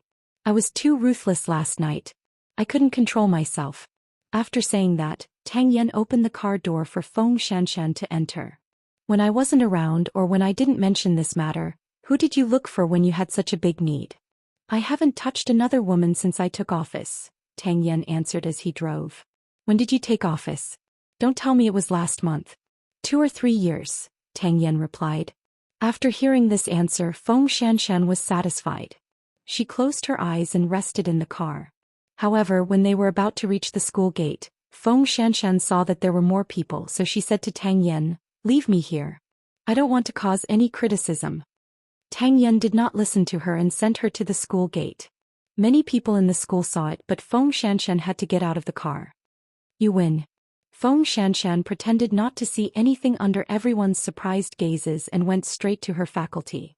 However, the rumors had spread just like that. Who was the man who sent Feng Xianxian just now? Has Feng Xianxian's taste changed? This man is really attractive.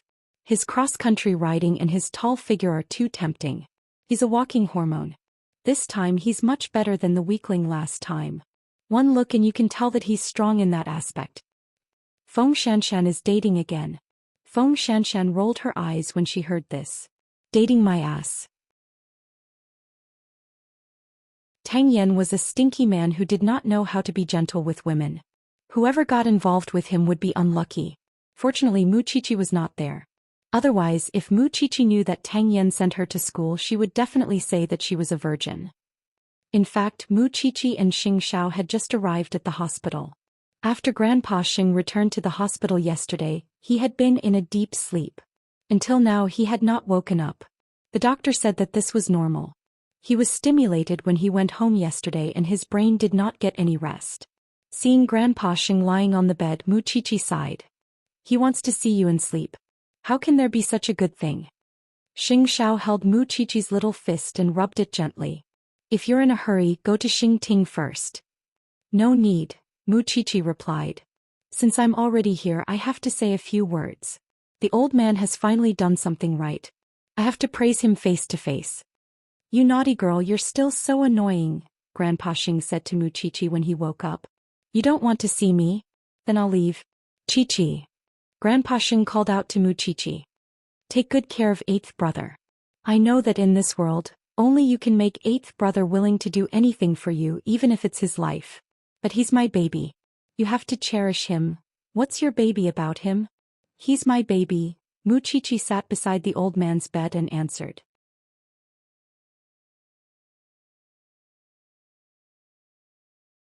Chapter 599. Mu Qiqi had the feeling that the old man was saying his last words. You have to be healthy for at least 2 years if you want to wait for our little carrot. Otherwise, why would I show you? Mu Qiqi pretended to be Tsundra. Old Xing smiled and raised his hand with difficulty. Go. I know you have to go to class. Mu Qiqi looked up at Xianxia.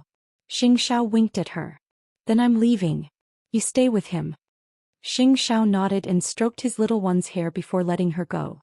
Seeing that they were still so affectionate, old Xing took the initiative to admit his mistake. When you first fell in love with this girl, I thought you were just fooling around. After all, you are not serious about anything and have never put your heart into any woman. But later on, you actually abandoned your family for the sake of a little girl. Only then did I know that the Xing family could have such an affectionate child. You are not like anyone and it makes me feel defeated. I really wanted to train you, but I failed in the end. You are my most beloved grandson. Even if I used to hate you, it doesn't change the fact that you are the person I want to be close to the most. 8th brother, promise me one last thing. Xianxia held the old man's hand at that. If you can get through it, I will come to accompany you often. If you can't, I will hate you directly. At that, Grandpa Xing said weakly, Doctor, you call the doctor. Xianxia got up and was about to move when the door suddenly opened. Mu Qiqi was standing at the door with the doctor. Why are you back? I felt that something was wrong with Grandpa's words. I was worried, so I called the doctor to make sure he is fine before leaving. Chief Xing, please wait outside. The doctor quickly responded. Xianxia nodded and went outside with Xiaoqi. Mu Qiqi saw that Xianxia did not say a word and knew that the man was very concerned and worried. Don't worry. It's fine. Although I don't like him, he has to be alive to continue making me hate him. Still saying one thing and meaning another. Mu Chichi did not expose him. She simply held his hand and waited with her man. About 10 minutes later, the doctor came out and said to the two of them, "Fortunately, you found it early. It's not a big deal. But remember, you can't be agitated anymore. You must rest in the hospital." It was only because the old man heard what Xianxia said that his desire to live was so strong.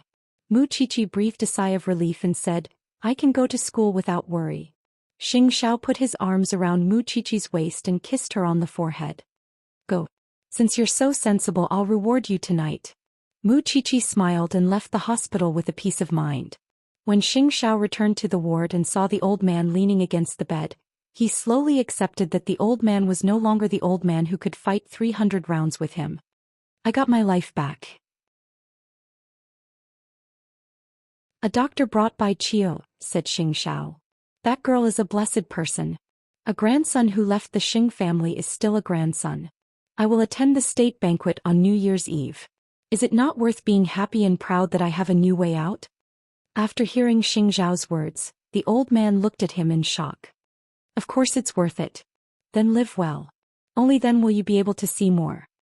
Having said that, Xianxia turned and left the hospital. Su Che had already arranged for the butler to be transferred to Jianshuan. It would be best if the old man could see it. Huang Yao then made an announcement to the public that Sheng Kai would be kicked out of the company. He was the second crown prince of Huang Yao, but now he had ended up like this. It was really sad.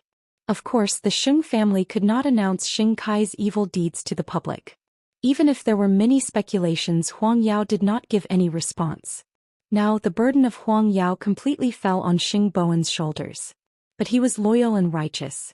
Could he really do well in the business world? When Mu Chichi arrived at school, it was already the second class in the morning. Seeing her late, Feng Xianshan could not help but ask, "It seems that you really don't want to compete with me. How can you just skip such an important class?" "For me, there is something more important than this." Mu Chichi put down her bag and said, "I can't afford to offend the son of a high-ranking official. What do you think I should do? I heard a lot about you on the way here. Why, did Officer Tang send you to school early?" "I fell down yesterday. I begged him for a long time before he was willing to help me. And you still want to poke at me?" Feng Xianshan said angrily. "With his EQ, do you think he would take the initiative to do such a thing? You live next door. Maybe you have already made some progress, but you don't want to tell me?" Feng Xianshan looked at Mu Chichi strangely. How could she say that she did not have a sharp eye? "It's not what you think," Feng Xianshan said angrily. After Mu Chichi heard this, she smiled and did not continue asking. Feng Xianshan was a stubborn person. Even if you wanted to ask her, you would not be able to get any results unless you could find evidence against her. "How is the case now?" "You have missed too many details. I have no desire to tell you at all." Feng Xianshan blinked proudly. "You can go and see for yourself tonight." Mu Chichi nodded. After school they went to the police station together. At this time the professor was holding a sharp knife and was extracting fingerprints and DNA. "Have you found the murder weapon? Is Xiao Yu's mother the murderer?" She hoped that it was her, but she was covering up for her lover, the professor answered Feng Xianshan. "Isn't she devoted to Buddhism? That's why people are so strange." She was unwilling to be lonely, so she found a lover, but she opposed her daughter and Qin Qiao being together. On the night of the quarrel, Xiao Yu saw her and her lover having an affair.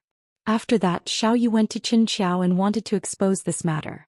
In order to keep her daughter forever, she worked with her lover to knock out her daughter and Qin Qiao. Then they tattooed and dismembered their bodies. Then they dumped the bodies. What about the cellar and the temple on the mountain? The cellar was the first place where the bodies were dismembered. As for the temple, it was built by Mrs. Zhao's lover. They became friends because of Buddhism. They had their rendezvous there because it was hidden enough. As for the murals in the temple, Mrs. Zhao painted them to curse her ex-husband.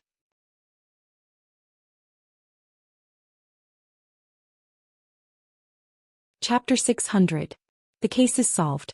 It will be easier for that kid to lead the team. I can rest assured now. The professor put down the weapon in his hand and heaved a sigh of relief. Feng Xianshan suddenly understood why Tang Yan had been working day and night these past few days. It turned out that he was trying to build up his prestige in the team. Officer Tang has always been very capable. Mu Chichi smiled. Whether it was leading the team, investigating the case, or his attentiveness and strength, Tang Yan's performance during this period of time was very trustworthy. Captain Tang is treating everyone to a drink tonight, the team analyst shouted happily. You two are going too? The professor raised his eyebrows at them. You don't want a drink. Just eat something. Consider it giving him face. Of course, why not? Feng Xianxian said. She had been tortured last night. Of course, she wanted to have a good meal with that person. Just take it as wishing you all a smooth exam in advance. Don't fail. Soon the group set off for the hotel. The forensics team sat together while the rest of the team sat at another table. They were all men, so they might not think highly of a woman's alcohol tolerance. Captain Tang, welcome to the criminal investigation team. Everyone, let's have a toast. Seeing this, Feng Xianxian rolled her eyes. If I had known, I would have gone back to sleep. Mu Qiqi also said, I've already called Xiao. The family car will be here soon. If you leave, what about me? Feng Xianxian pointed at her own nose and asked. Don't you live next door to Captain Tang? I'm looking for him. With that, Mu Qiqi smiled, revealing her dimples. Feng Xianxian was stunned. She turned around and looked at the next table. Tang Yan was drinking, but he did not show any signs of being drunk. No one could tell how high his alcohol tolerance was. Captain Tang, you really don't have a girlfriend. Don't tell me you have a mistress and didn't let us know? The team members started to jeer. That's right.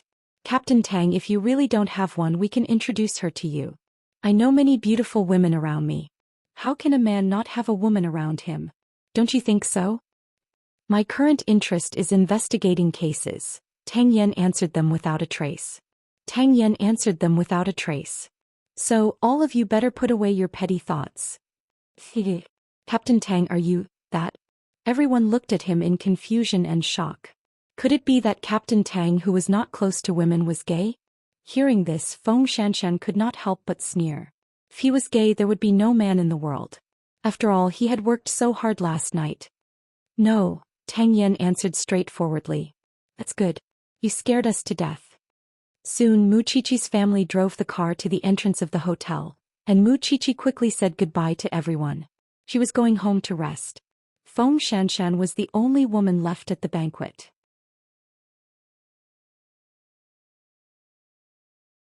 I'm going home too. Feng Xianxian really couldn't stand staying with a group of men, so she said to the professor. The professor glanced at Tang Yan and found that he was indifferent. He gave up and said to her, Be careful on the road. I understand. Feng Xianxian got up from her seat. She didn't say anything to Tang Yan and went out to hail a taxi. However, when she got home, she realized that the keys were with Tang Yan today. If only he had known, he wouldn't have tried to act tough. Now that he was in a world of ice and snow, he could only wait outside the door. It was not Captain Tang's fault. After all, she was the one who said that she didn't have the keys. However, it was winter, the coldest season. Feng Xianxian waited outside the door for half an hour and couldn't stand it anymore. She could only call Tang Yan. Can't you come back soon? The keys are with you. Okay. Tang Yan nodded. I'm so cold. I'm driving. Tang Yan hung up after saying that. Driving? Didn't he drink? Thinking of this, Feng Xianxian was worried until she saw Tang Yan's off-road vehicle appear in front of her. When she saw Tang Yan get out of the car, she said, You're a law enforcement officer. How dare you drink and drive? Who told you that I drank? Tang Yan asked in return. Just now, I drank plain water, Tang Yan replied. Don't run away by yourself next time. I asked you to make the keys, but you're too lazy to do it. Who am I to you? Do I have to have the keys to your house? Feng Xianxian snorted. You're really not likable at all. Other than being strong in bed, I wonder if your ex is blind. She's not blind. She's just dead. Hearing the word, dead, Feng Xianxian was stunned. Was Tang Yan going to tell her story? However, before Feng Xianxian could react, Tang Yan went to take his luggage and went out. I'm going to leave for a few days. You take the exam by yourself. Where are you going? There's a case that they asked me to investigate together. I'm going to help them now, Tang Yan replied. Are you the only one in the team going? Only me.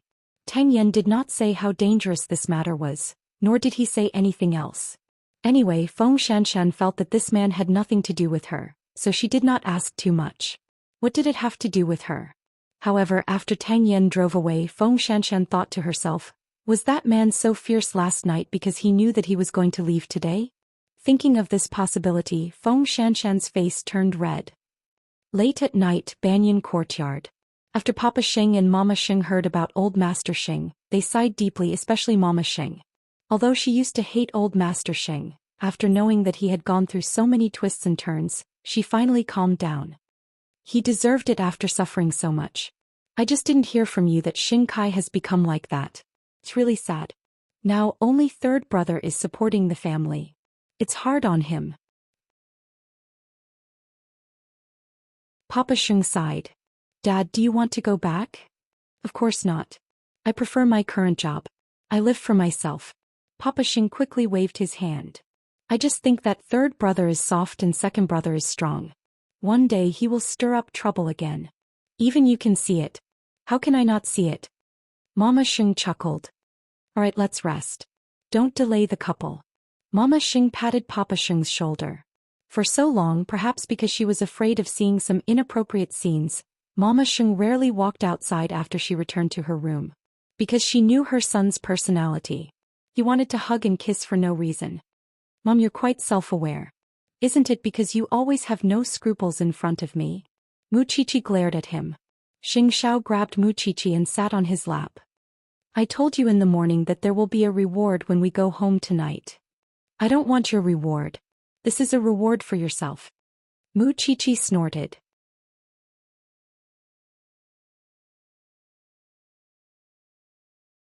Chapter 601. Are you serious? Muchichi saw that he had loosened the buttons on his shirt and quickly became defensive. There are other people at home. If you are talking about Dad and Mom, they won't come out. Who? Before she could finish her sentence, Muchichi was completely sealed by a kiss. When the man's beautiful chest muscles were exposed, she immediately surrendered. Who could be immune to a beautiful body? Especially Muchichi. She fell for Xingzhao's trick. But during the process, Muchichi still felt very embarrassed, so she did not let the man take off her clothes. The two of them also suppressed their voices and could only grit their teeth and endure the whole time. But the more they did this, the more excited Muchichi felt. When they were done, she leaned into Xingzhao's arms and sighed. I can't look at this sofa directly in the future. I'll get a new one tomorrow. I'll let you experience it differently every time. Muchichi said, I'm not talking to you anymore. I'm going back to my room to take a shower. Xingzhao smiled. He was still as dangerous and evil as before. He was only a man in his 30s, but now he was more mature and reserved. Muchichi was about to move when Xingzhao carried her. Let's continue in the room. It's good that the old man can be healthy, right? Who cares about him? Muchichi hugged Xingzhao's neck. This man was still so awkward and duplicitous. The old man went to the gates of hell again in the morning. But fortunately he came back. However, when he thought of how every time he was seriously ill, Xingzhao was always by his side. Even the little girl he hated the most, Muchichi, was also running around for his sake. He felt that he had really let down the Shen family, especially Grandpa Shen. Perhaps he had really died several times, so he had a new understanding of life. In the past he was too obsessed with power. Now that he thought about it, it was still the happiest thing to have children and grandchildren around him. Another thing that touched Grandpa Shen was that Xingzhao had also transferred the butler to this hospital. When he was free he could visit his old friend. Now he completely handed over the matters of Huang Yao to Xing Bowen. Although third brother did not seem to be a good businessman who knew the future. In Huang Yao's office, Xing Bowen was thinking about cashing out Xianxia's shares. But Xianxia was a major shareholder after all. His private assets could not take away Xianxia's shares. President, I think you can call the chairman, the secretary suggested. It's a good thing that the shares have returned to the chairman. It's not up to us to decide who will take over. It still depends on Xianxia's plans. After all, the shares are his. With all due respect, he might retaliate, the secretary reminded Xing Bowen. I'll call someone first, Xing Bowen said. Although he did not want to see Xianxia again, the matter of the shares had to be settled. At this moment, Xianxia was still calming down in the Gu family. He had nothing left except for the shares of Huang Yao. At noon, Xing Bowen called to ask about the shares and wanted to know what his plans were. In that instant Xianxia only had the most vicious thought in his mind. He was rehearsing how he would take revenge on the Xing family a million times. Thinking that he must become the owner of that place in the future, Xianxia answered Xing Bowen directly, I want to retain my shareholders' rights and interests. I don't need to cash out. Is it interesting? Xing Bowen asked Xianxia. It's not up to you to decide whether it's interesting or not. President Xing, this matter is not over yet. After that Xianxia hung up. At this time Gu Xiling walked behind Xianxia and said, in 2 days Grandpa will bring you to meet some people. Kai, we can still make a comeback. Xianxia turned around and held Gu Xiling's hand. At this time only you will still be by my side and never leave me. So you have to prove to me that I, Gu Xiling, did not marry the wrong man. We will settle the score with the Xing family slowly. Hatred was the best way to make people grow. Xianxia saw the gap between him and Xingxiao. But one day he would let Xingxiao know how he had walked step by step towards success. Tang Yan left for 4 whole days. There was no phone call or message from him. There was no news at all. Feng Xianxian went to class and took her exams. After class she went home. After Xiao Yu's dismemberment case she did not go to the forensics laboratory again. Her wish to surpass Mu Qiqi in the exams was real. Although she did not think that Mu Qiqi would try her best, she even suspected that Mu Qiqi purposely stayed behind her every time she took the exams. She wanted to keep a low profile and not stand out. This was a kind of ability. On the day of the exams her classmates suggested going out for a gathering. In fact there was only half a year left in the second year. Mu Qiqi did not know any other classmates except for Feng Xianxian. Of course, although Feng Xianxian knew them, their relationship was not good.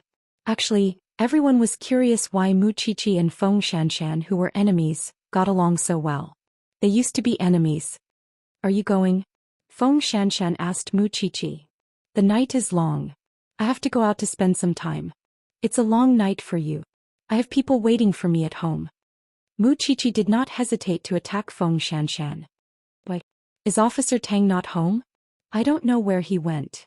Feng Xianxian shrugged. Can't you restrain yourself from being so heartless? Do you want to die by calling someone? Someone had to pick up the call. Right, have fun tonight. I'm going home. There was nothing else in Mu Qiqi's mind except for Xingxiao. Then when Mu Qiqi was about to get up she received a call from the professor. She thought that there was another murder case, but the professor called to ask about Feng Xianxian's whereabouts. Because Feng Xianxian's phone could not be reached. Feng Xianxian thought for a while and picked up the call. Tang Yan said that the key is with you, so I called you. Did I disturb you? Feng Xianxian was speechless. Was it really good to let the professor know about this? Professor, Officer Tang and I are neighbors. I know. He told me. I'm going to his house to pack some clothes for him. I wonder if it's convenient for you to give me the key. What happened to him? He was shot by a gunman and injured on his left shoulder. He's in the hospital now, explained the professor. Feng Xianxian was dumbfounded when she heard that. Xianxian. I'll go get it. I'll go. Tell me which hospital he's in. Feng Xianxian took the initiative to take the task. That's even better. It saves me the trouble of making another trip. Then the professor told her the address of the hospital Tang Yan was in. Feng Xianxian hung up and quickly chased after Mu Qiqi. Send me home. It's urgent.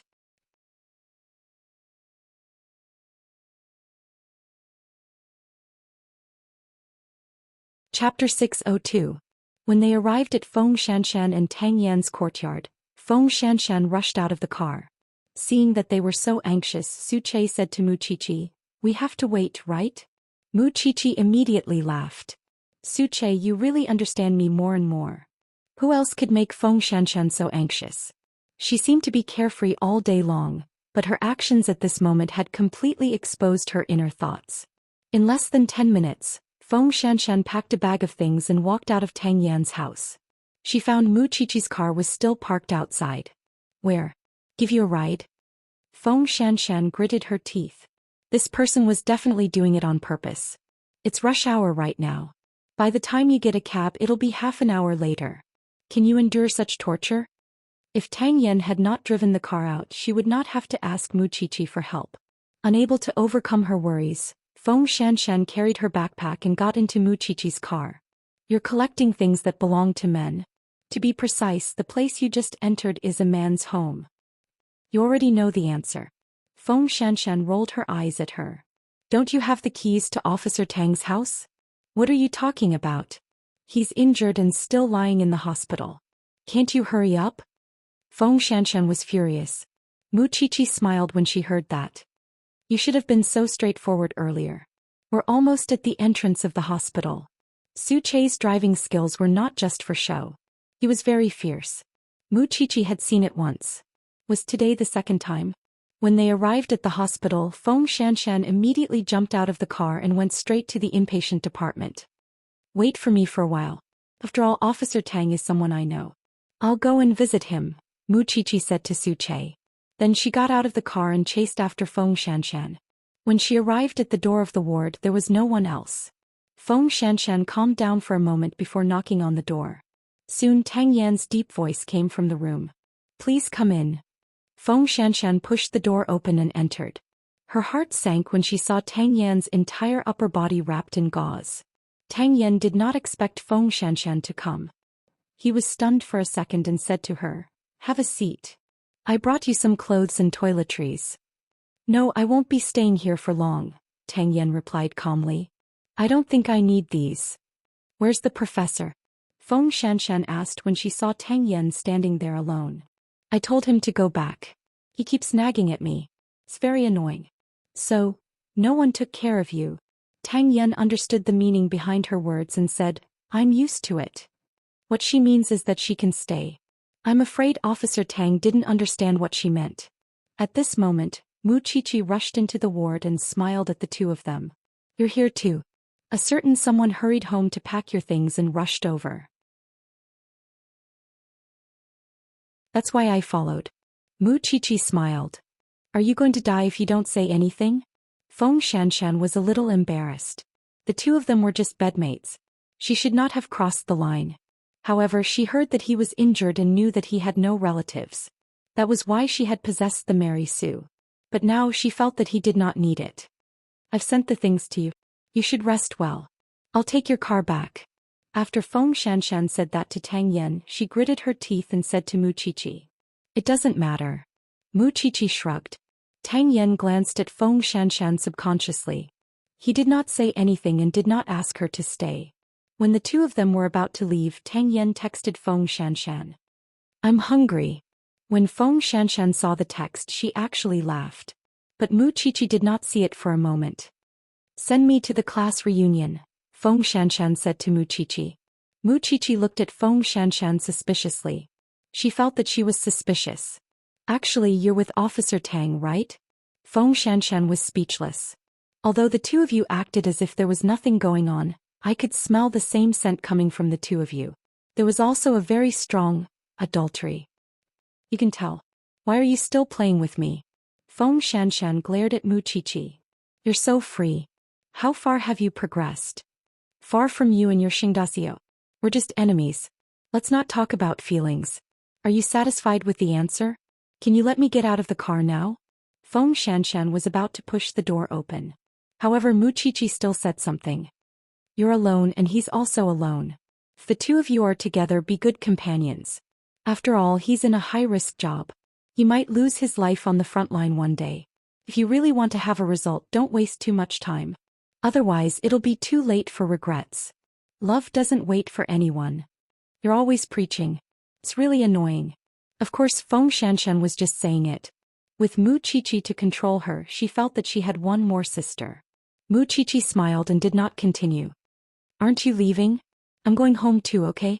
After all, she had not thought of a way to give away her ring.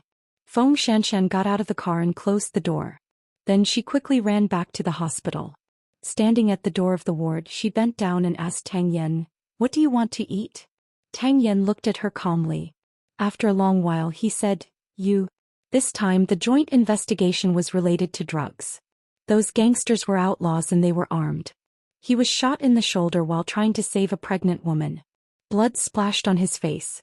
He had fought with death so many times, but he had never been afraid. Anyway, he was alone. Saving one was one. Even if he had to sacrifice himself, it was not a loss. However, at that moment his mind thought of Feng Xianxian's face. This bad woman not only did all kinds of bad things but she also stole his heart. When Feng Xianxian heard that, she looked at Tang Yan and Tang Yan looked back at her. Their eyes met. In fact, they knew very well that once they were involved in something they could not let it go. When Mu Qiqi returned home, Xianxia was taking a shower. Seeing that perfect figure in front of her, Mu Qiqi tried hard to control herself. Su Che took you for a ride. It was quite fun, huh? Hearing that magnetic voice, Mu Qiqi felt her whole body go numb. She instantly jumped onto Xianxia. I'm happy for Feng Xianxian. Are you happy when your enemy is happy? Xianxia held her little butt and shook his head helplessly. Some people seem to be enemies. Mu Qiqi hugged Xianxiao's neck. Officer Tang is a hero, right? Feng Xianxian is also half a beauty, so we're a good match. Then what am I in your heart? Xianxia could not help but tease the little one.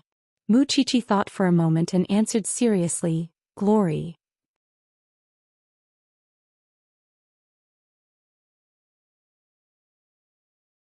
Chapter 603.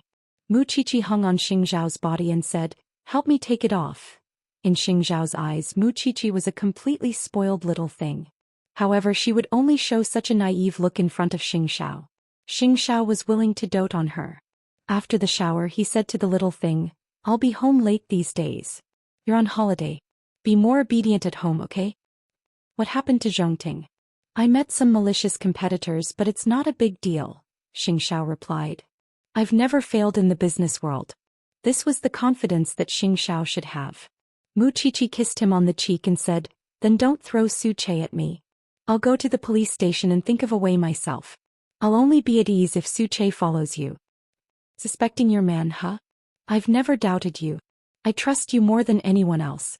However, worrying is another matter. I can't control it. Xianxiao carried Mu Qiqi and brought her out of the bathroom. Did you put honey on your mouth? However, what Mu Qiqi did not know was that Xianxiao was not dealing with some rich second-generation tycoon. Every one of his opponents now had an unimaginable background. The hospital was especially quiet late at night. The professor was supposed to come, but Tang Yan refused to see him. If he came, he would not be able to rest well. Tang Yan only knew that he had a nurse to take care of him. It was more useful than being an uncle in the hospital. The professor thought about it and felt that what Tang Yan said made sense, so he did not disturb him and let him rest well. Feng Xianxian looked at the man lying on the bed and thought, this man is full of merits. Feng Xianxian was lying by the bed. When Tang Yan woke up and saw this woman, he felt at ease for no reason. He was used to being alone for half his life. He had never thought that there would be someone who would make him so worried. Feng Xianxian felt that someone was watching her, so she propped herself up and looked at Tang Yan. Where does it hurt? Tang Yan shook his head and said, the moment the bullet pierced my shoulder, I only thought of one thing. What? It would be great if I could sleep with you again. Feng Xianxian was speechless. In the future, if anyone said that this man had no EQ, she would be angry with them. This man was so good at flirting. When you're better. You can't sleep here. You should go back. Tang Yan looked at Feng Xianxian and said seriously, I don't need you to stay by my side. Do you think I want to? Where do you expect me to get a taxi in the middle of the night? Are you sure you want me to go back alone? Feng Xianxian was angry for no reason. This man had just messed you up and now he was pouring a bucket of cold water on you. Is it because you can't go or do you not want to go? Is there a difference? Feng Xianxian asked. Tang Yan was stunned and did not speak for a long time. After a long time, he moved half of his bed and said, come up. Feng Xianxian looked at the wounds on his body and really did not dare to lie with him. As usual, I'll sleep on the sofa.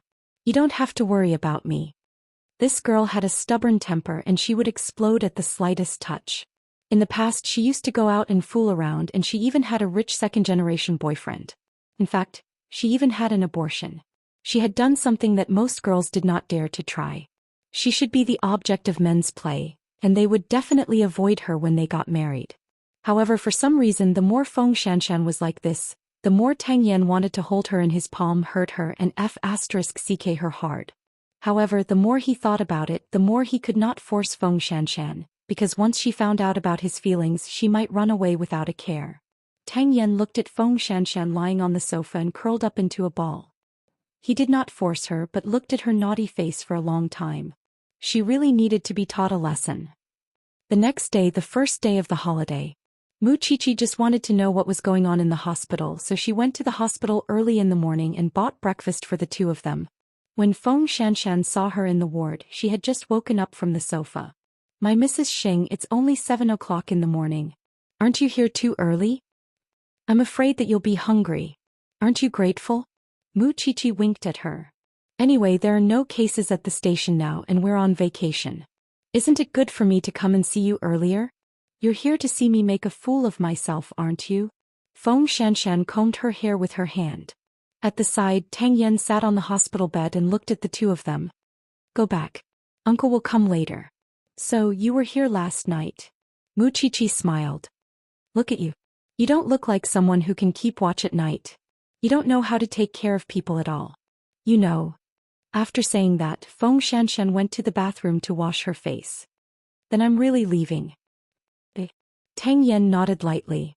Looking at the two of them as if nothing had happened, Mu Qiqi suddenly became curious. So when she left the hospital with Feng Xianxian, Mu Qiqi asked, "Now, no matter how I look at Captain Tang, I don't think he's a good man." At the mention of this, Feng Xianxian was angry. "He's a beast, a naked beast. Tell me about it." At the mention of this, Feng Xianxian was a little discouraged. Although she knew that she couldn't pursue a person's past, when she thought of how many girlfriends Tang Yan had in the past, she felt her chest tighten and very uncomfortable. He's always been an expert in love. The number of women he's slept with can't even be counted with 10 fingers. "What else do you want me to say?" Mu Qiqi said, "I really can't tell. He's a dangerous person." After saying this, Feng Xianxian nestled in the car to rest. However, the two of them were still halfway when they received a call from the branch office. "The two of you are free now. Hurry up and come to the branch office to help. There's a new case." But now that Tang Yan was injured, who would lead the team? Mu Qiqi glanced at Feng Xianxian and pressed the dark circles on her face. "Go back to sleep. I'll go over." "No need. I'm very energetic now." She was very energetic because of that man. Mu Qiqi thought to herself. She had thought that Tang Yan was at a disadvantage when Feng Xianxian and Tang Yan were together because he looked upright and loyal. Who knew that he was also a Casanova? Now Mu Qiqi didn't know which one of them was more absurd. The two of them immediately rushed to the police station. At this time Tang Yan was actually there. After receiving the news, he immediately rushed over. However, she saw that he was wearing a thick trench coat, so no one could tell that he was injured at all. Although his face was not good, he was full of energy. Did this person not want to live? Feng Xianxian was resentful and angry, but she didn't know how to vent it because she and Tang Yan had nothing to do with each other.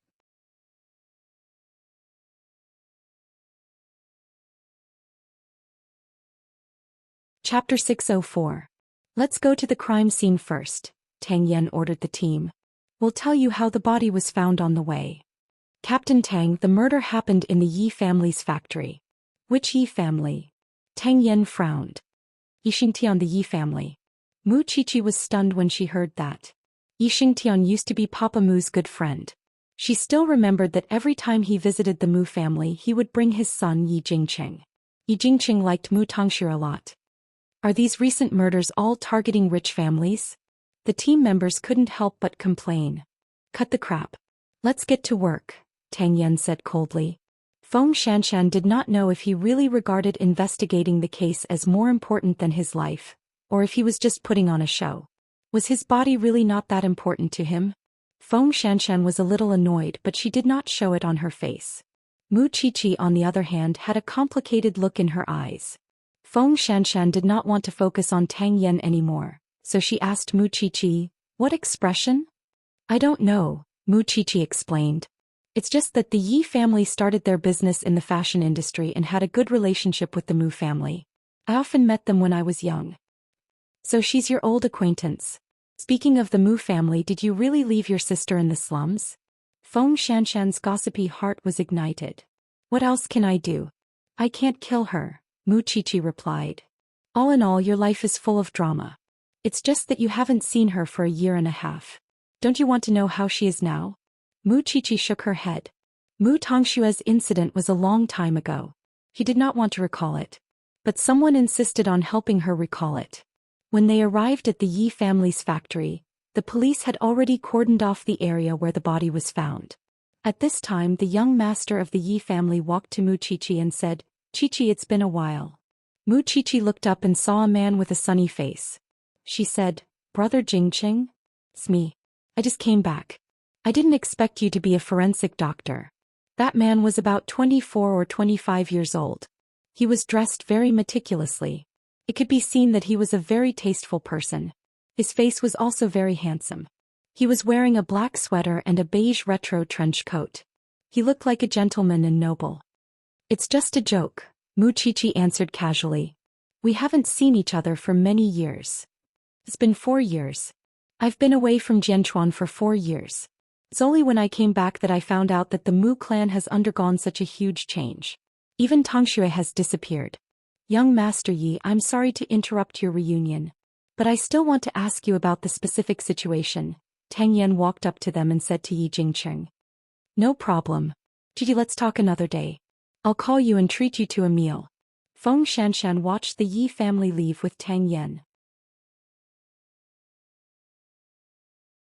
She turned to Mu Qiqi and asked, "Are you sure you want to have dinner with him?" Mu Qiqi shook her head. "He has always liked Mu Tongxue. He bullied me a lot because of her. He was just being polite." "The Yi family is weird," Feng Xianxian said. Feng Xianxian said, "Also, you better not tell your CEO Sheng about this. Otherwise, I think he will definitely get jealous. I got goosebumps when you called him Jingqing just now." "You're exaggerating. Let's go and check the body." The body was just downstairs of the staff dormitory. And judging from the appearance of the body, it was consistent with the characteristics of a fall. It seemed that it was not a complicated case.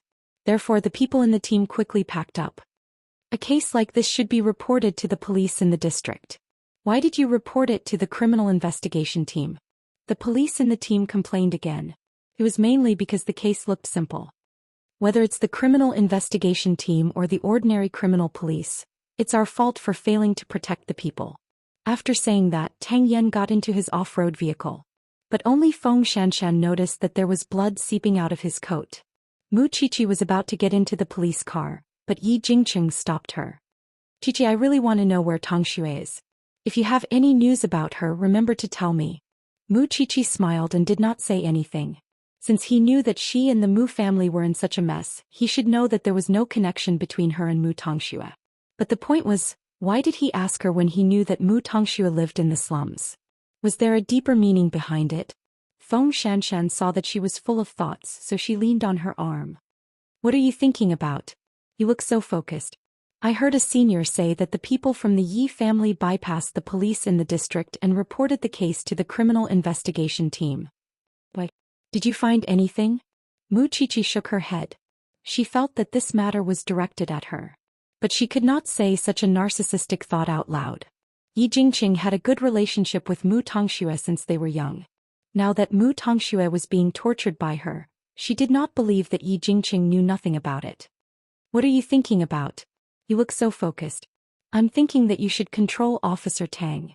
Didn't he just get shot in the shoulder?" Mu Qiqi put aside her doubts for the time being and did not continue to suspect Yi Jingqing. "Do you think he will listen to me?" Feng Xianxian said impatiently. "There is no one in his heart, only the case.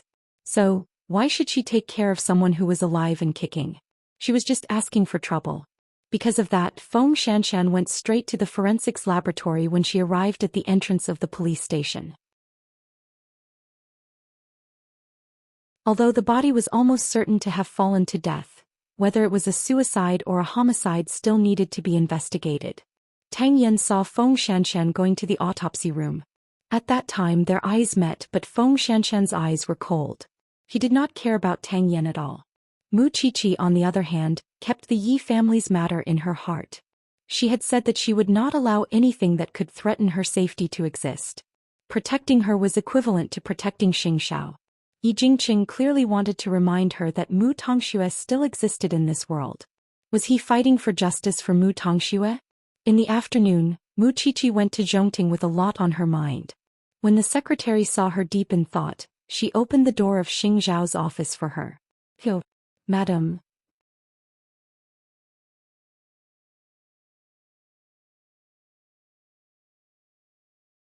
Chapter 605. Mu Qiqi walked to Xing Xiao and sat on his lap quietly. "What's wrong?" Xing Xiao hugged her, but he did not stop his work. "I went out with the criminal investigation team today and met an old acquaintance of the Mu family." When Xing Xiao heard the Mu family, he knew that it must be related to Mu Tongxue. She did not care about anything else. "That person is Yi Jingqing. He used to like Mu Tongxue very much. He went abroad 4 years ago and only came back recently. He should know about the Mu family's current situation, but he still asked me about Mu Tongxue. I think he did it on purpose." Xing Xiao put down the pen in his hand and looked at Mu Qiqi. "So what are you worried about?" "He and Mu Tongxue bullied me before," said Mu Qiqi. "What kind of bully?" Xing Xiao looked at her. His eyes were sharp and deep like a deep lake. "He will help Mu Tongxue to frame me," said Mu Qiqi. "It's not that I still hold a grudge against him. I just feel that he's deliberately mystifying things. In fact, he has ill intentions." Xing Xiao patted Mu Qiqi's head and comforted her. "Don't be afraid, okay? That's true. He is 24 or 25 years old now. He won't be the same as when he was young."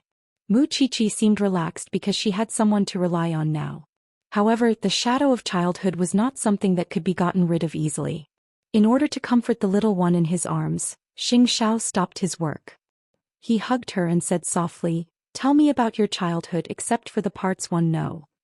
I've been so happy these 2 years. How can I remember so much?" "Then do you want me to investigate?" asked Xing Xiao. Mu Qiqi looked at her man and sighed. She leaned on Xing Xiao and said, "I don't remember how old I was then. That winter, during the New Year, Mu Tongxue took one of Grandpa's wristwatches and broke it. She was so anxious that she cried. At that time, Yi Jingqing was a guest in the Mu family, so he helped Mu Tongxue and put the wristwatch in my bag. Grandpa couldn't find the wristwatch, so he asked Mommy. Then Yi Jingqing told Mommy that he saw me playing with it. What happened? In the end, I got slapped twice and was locked in my room. I spent the New Year alone." "What else?" Xing Xiao tightened his grip on Mu Qiqi. "Also, in the swimming pool at home, Mu Tongxue asked Yi Jingqing to teach her how to swim. So she grabbed me as a demonstration and pressed me into the water." "What else?" "Also, on Grandpa's birthday, he locked me in school. In the end, I came home late and was scolded for having sex with my classmates outside. I knelt in the living room for the whole night." "That's enough." After hearing that, Xing Xiao felt that it was enough. Even so, that scum still dared to deliberately target Xiaoqier? Perhaps he just didn't want to see the sun tomorrow. "Your fear of him now comes from the shadow of your childhood. But idiot, that's all in the past. You're not who you used to be. Are you afraid of being bullied? Are my people for others to bully?" It was just that the sudden appearance of this person reminded him of the past. Mu Qiqi thought that she certainly didn't need to be afraid. Mu Tongxue only had herself to blame for what happened today. "I know I'm not afraid. I have Captain Tang in the police force. I have you outside the police force. Go to the lounge and sleep for a while. Let's go home together after work." Xing Xiao pinched her round belly and urged her. Mu Qiqi nodded and left Xing Xiao's lap. Then she went to the lounge. "What about Xing Xiao?" He called the intercom. "Zuche, come in. CO. Go and investigate Yi Jingqing. Don't miss any details. If possible, find out exactly when he first had sex with a woman.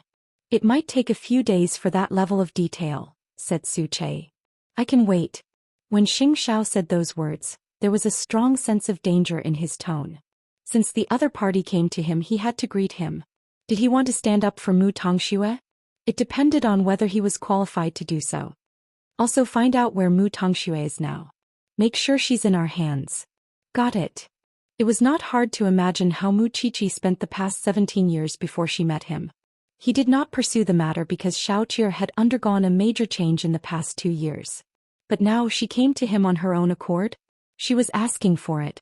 In the afternoon at the police station, the forensic report showed that the victim did not commit suicide. Instead, he was pushed down from the rooftop. Since it was a homicide, the case would be taken over by the Major Crimes Unit. The Yi family was very cooperative. After all, it happened in their own house. They hoped that the police could solve the case as soon as possible. Since he is Mu Qiqi's old acquaintance, it should be easier for him to go to the Yi family. But Feng Xianxian shook her head. However, Feng Xianxian shook her head. Don't count on Xiao Qi for this. Her relationship with that Yi guy is definitely not good. If that's the case, we can't force her, said the professor. Just then Tang Yan entered the laboratory with his injury. I'm here to get the autopsy report. The cause of death was a fall. But he was tied up before he died. There are different degrees of strangulation marks on his neck and wrists. The time of death was between 5 and 7 in the morning. The child was 21 years old, in the prime of his youth. He was a university graduate. As for whether he was drugged or not, we can only tell you after the autopsy. Have you informed his family? They are on the way, said Tang Yan. Then you can start with the people around the child. Tang Yan nodded and was about to leave. But when his eyes met Feng Xianxian's, he realized that she was deliberately avoiding his gaze. He even looked away. Since when did he offend this person? At 6 in the evening, a group of people went out for dinner. Tang Yan called Feng Xianxian to the door. Tell me what's wrong. What's wrong? Feng Xianxian asked in confusion. The way you look at me and my attitude. Is it important to you how I look at you? Feng Xianxian leaned against the wall and looked at Tang Yan. You can do whatever you want. Solving the case is the most important thing. How can I stop you? The wounds on your body have opened, haven't they? Who are you trying so hard for? If you have someone in your heart, you won't be so reckless. So, Officer Tang, what do you think is wrong with my attitude towards you? Tang Yan turned around quietly and went back to the police station. Feng Xianxian did not stay at the door. She went out to look for food. She felt that she was a little pretentious, but Tang Yan's reckless way of doing things made her see a lot of things clearly. Feelings were not something that one could hope for. They were just partners in bed.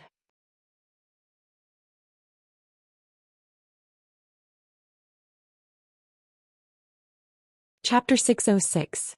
She was worried, but she was not in the position to care. This made Feng Xianxian very uncomfortable. In addition, Tang Yan did not care about his own body.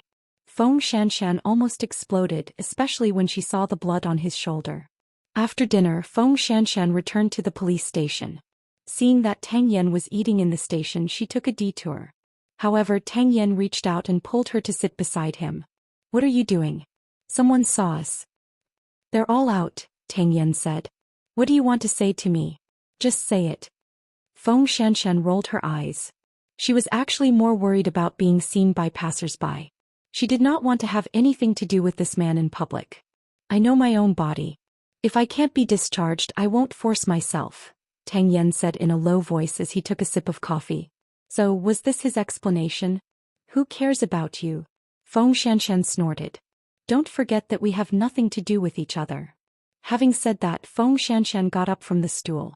Tang Yan did not stop her. He only felt that this woman was really heartless and difficult to serve.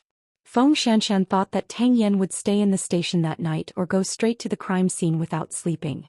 However, when it was time to get off work, he went straight to the forensics laboratory and asked Feng Xianxian, I'm injured and can't drive. Can you send me? The professor looked at Feng Xianxian and Feng Xianxian looked at the professor in confusion. The professor knew that they were neighbors, so he was so unscrupulous.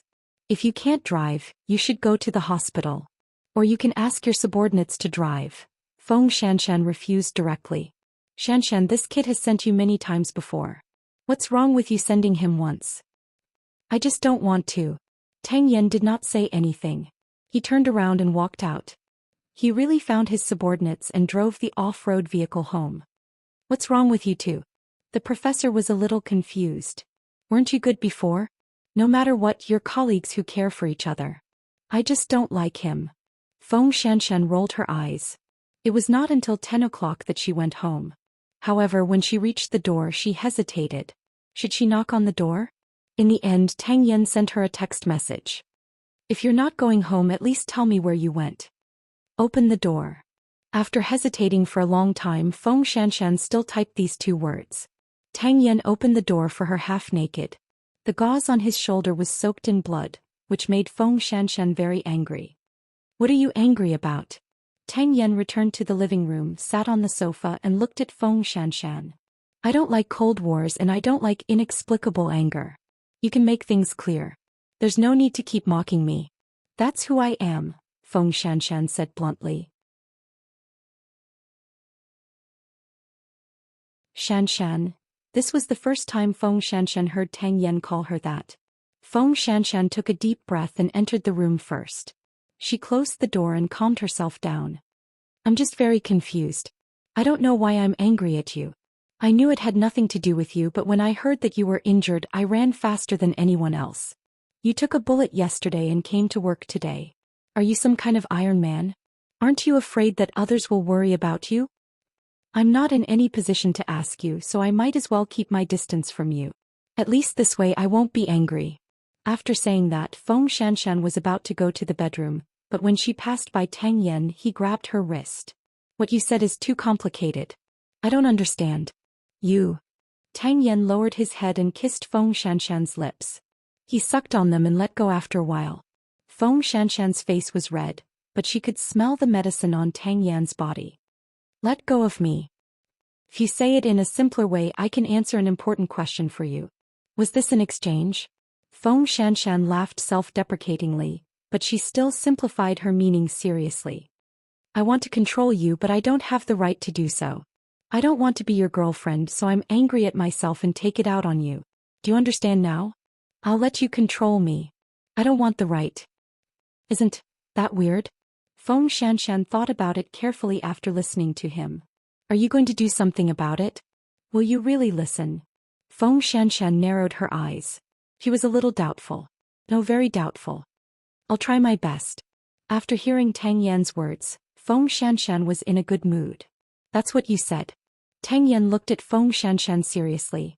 It was a tacit agreement. Then what do you want to do now? Take a shower. But it's not convenient for my hands and I'll touch my wound. Go in, strip and wait. Feng Xianxian pushed him to the bathroom. I'll change. I'll be right there. In fact, Feng Xianxian thought that she was not involved in it. But she did not realize that at first she just wanted a bed partner. But now she had begun to be greedy and wanted to interfere with Tang Yan's life and care about his past. Although the two of them were not officially a couple, couldn't the people around them see that the two of them were a couple in name only? Only she was still deceiving herself. The next morning, Su Che sent news that he had searched the entire slum but could not find any news of Mu Tongxue. Although Su Che did not know who she was, he heard that she looked very similar to Mu Qiqi. There's no trace of her life since a few months ago. And I'm sure that she was not taken away by the Yi family. So Yi Jingqing thought that Xiaoqie was still hiding Mu Tongxue. Search for her, Xing Shao ordered. Xing Shao ordered, but investigate Yi Jingqing first. This man had made Xiaoqie suffer so much. He could not let it go just like that. Moreover, he was the one who provoked him first. Mu Qiqi did not know that Xing Shao was thinking about dealing with the Yi family. After she got up, she planned to go to the police station. You don't have to avoid Yi Jingqing. I've said it before. My woman should be able to do whatever she wants. You should go to the field when you need to, and you should go to the Yi family when you need to.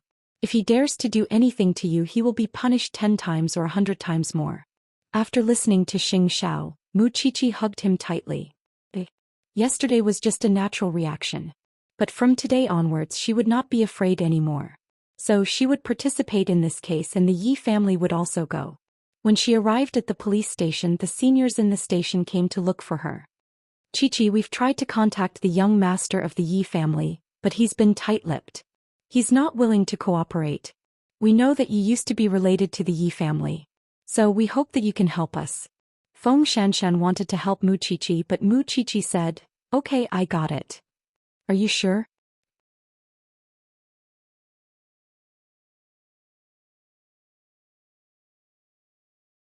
Chapter 607. Then I'll go with you, Feng Xianxian said excitedly. Feng Xianxian said excitedly. She was really happy because she had reached a new consensus with that man last night. Are you in a good mood today? Feng Xianxian glanced at someone in the police station and nodded. Not bad. It seems that Officer Tang is very pleasing to you. Mu Qiqi smiled too. In front of outsiders, one was the captain of the criminal investigation team, and the other was an assistant. Their worlds seemed to overlap, but there was a gap in their identities. Moreover, Tang Yan was cold to women, so the people in the police station did not associate them together. Soon they went out to the field with the seniors. Not long after, Mu Qiqi was brought to Yi Jingqing's office. "Qiqi, this is the place."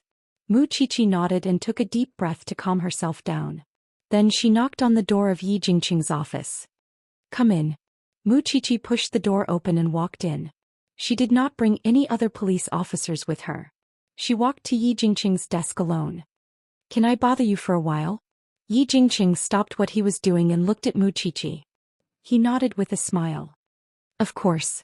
Brother Jingqing, did the police investigation cause you any inconvenience?" "Not really," Yi Jingqing replied. "Then can you please cooperate with the police? After all, solving this case quickly can restore peace to Yi Holdings as soon as possible." "Then won't the time I see you be greatly reduced?" Yi Jingqing smiled deeply. "I was deceived by my parents when I went abroad for a few years. They said that you and your sister are living a happy life and don't need me to disturb you. So I did not contact Tongxue for a few years. But now that I'm back, I can't find her. Do you know where she is?" He was still so strange. "Since you have been to the Mu family, you should know that a lot of things happened between me and Mu Tongxue." "I know. You even left her in the slums." Yi Jingqing continued to smile. His calm, cunning, and sinister expression was exactly the same as when he was young. "Since you know, why are you asking me for her?" Mu Qiqi looked at Yi Jingqing deeply. After all, she was not someone who could be easily frightened. On the other hand, Yi Jingqing's impression of Mu Qiqi had changed a lot. At this moment, the girl who had been meek and submissive seemed to have ceased to exist. He knew that Xianxia was behind Mu Qiqi, but he did not know that Mu Qiqi herself had changed so much. "You guys were the ones who dealt with him. If I don't ask you guys, who should I ask?" Yi Jingqing raised an eyebrow. "Tell me where Tongxue lives and I will cooperate with the police. Isn't this a win-win situation? I don't know where she is right now. Even if I knew, I wouldn't tell you. So you don't have to threaten me with the investigation. The police don't need you. On the contrary, I want to warn you that this matter hasn't been spread yet."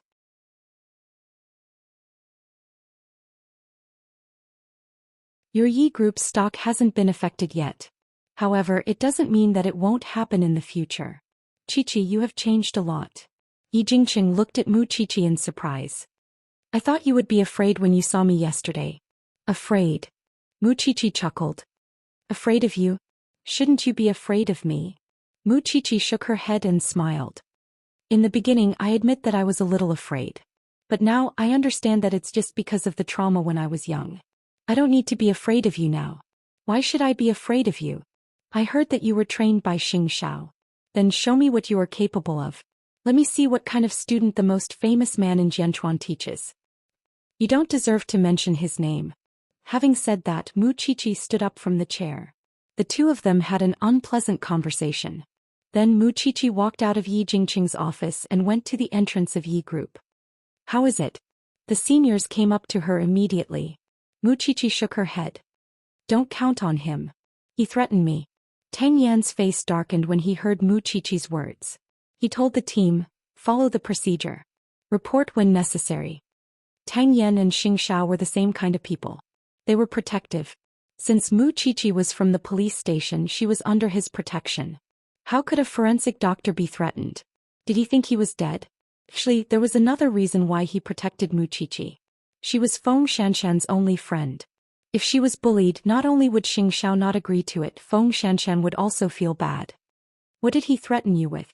"Mu Tongshue's whereabouts," Mu Qiqi answered Feng Xianxian. "Seems that he really likes Mu Tongxue. I don't think you should come to this damn place. I don't know what kind of trap the young master of the Yi family is going to set for you if you stay here to investigate the case." Feng Xianxian shrugged. Tang Yan glanced at Feng Xianxian and said to Mu Qiqi, "She's right. If Yi Jingqing wants to deal with you, he will also deal with the police. This is not good for our investigation." "You're wrong. If I don't appear here, he won't give you any clues. I thought it was because of your childhood bosom brother that your CEO Xing has a rival in love. I didn't expect him to ignore you at all." Mu Qiqi glanced at Feng Xianxian and said, "You won't understand. Yi Jingqing wanted to know where Mu Tongxue was. There was no way. She never regretted sending Mu Tongxue there. After all, Mu Tongxue had done too many evil things. How about this? The victim's parents have arrived at Jianchuan just now. They are at the entrance of the police station now. Mu Qiqi, go back to the police station and ask the victim's parents about the situation. This is also part of the investigation, Tang Yan said. Okay. Mu Qiqi did not refuse. But just when Mu Qiqi turned around and walked toward the police car, she heard Feng Xianxian shouting, "Be careful." Then a flower pot fell beside Mu Qiqi's feet and was smashed into pieces. Everyone looked up at the Yi Holdings building but saw nothing. After all, it was dozens of floors high. Who would know which floor it was thrown from? But in fact, everyone knew that the flower pot was thrown at Mu Qiqi. If Xiao Xing knows about this, Yi Jingqing's head will be smashed. Feng Xianxian snorted. I'll go with you. But when she left, she looked at Tang Yan meaningfully. Her meaning was self-evident. Try working for long hours if you dare. Try it if you don't know how to rest. Although Tang Yan did not say anything, he understood Feng Xianxian's threat. Last night, the two of them had agreed that she would take care of him and he would take care of her. Although he did not say it, he must have agreed in his heart.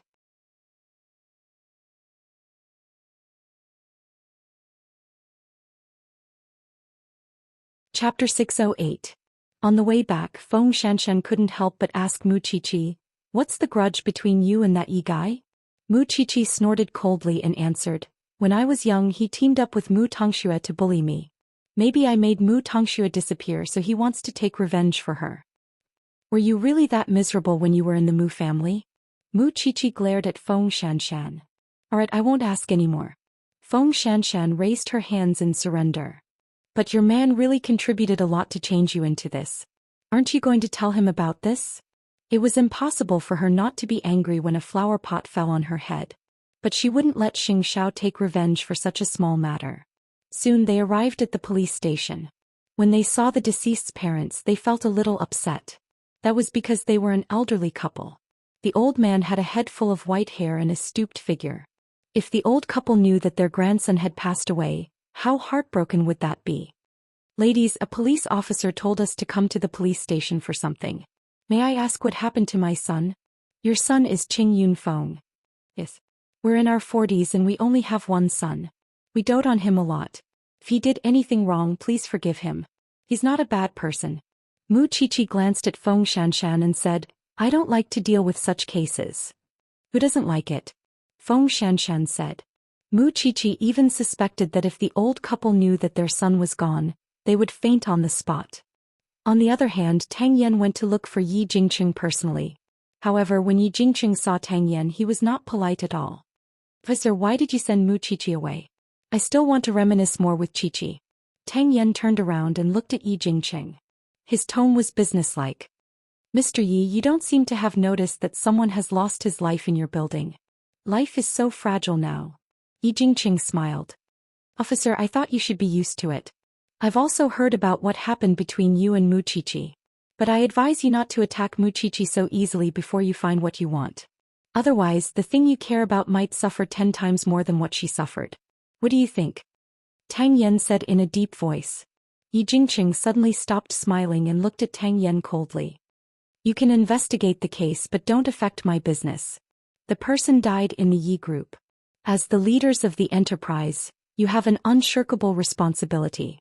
As for whether or not you are covering up for the murderer or anything else, I will personally come to you when I find out. I never thought that such a handsome officer would be interested in protecting Mu Qiqi. That's my colleague.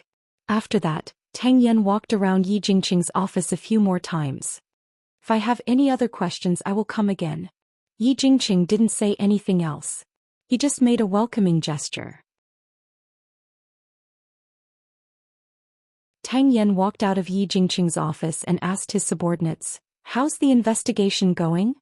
There's a rope that hasn't been cleaned up on the rooftop. It should be the rope used to kidnap Qing Yunfeng that night. We have asked the professor to extract the DNA on it to see if it matches Qing Yunfeng's. Also, check if there are any fingerprints of the murderer. The people from Team A found out that Qing Yunfeng is a proactive and hardworking young man. He works hard and never makes enemies with others. Team B found out that Qing Yunfeng's department is planning to be promoted. It's very likely that Qing Yunfeng did it. So we don't know if it's because of competition. Speaking of which, we really have to say that the Yi family is really a ruthless enterprise. It takes a long time and it's tiring. They don't even treat people as human beings. Go and investigate the employees who are competing with Qing Yunfeng. The rest of you follow me back to the police station, Tang Yan ordered. As for Yi Jingqing, he was a bit of a hindrance. Since it was a personal grudge, he felt that this matter could be solved through private channels. They got into the police car. Tang Yan sat in the back and closed his eyes. When the others saw this, they couldn't help but say, "Captain Tang, why don't you go home and rest? We will continue to follow up. We will report to you in detail if there's any progress. I will go back to the police station to rest. You guys continue." Tang Yan nodded. When the others saw that he agreed to rest, they were a little surprised. After all, Tang Yan was a famous workaholic ever since he came to the police station. But now he was willing to rest? His teammates didn't know that Tang Yan was injured. They thought that his investigation was going smoothly. Besides, they were all men, so they didn't notice how ugly Tang Yan's face was. When they returned to the police station, the old couple was still crying in the morgue. Mu Qiqi and Feng Xianxian were helpless. But Tang Yan said, "You can't even handle such a small matter. Go out and let me handle it." Feng Xianxian rolled her eyes.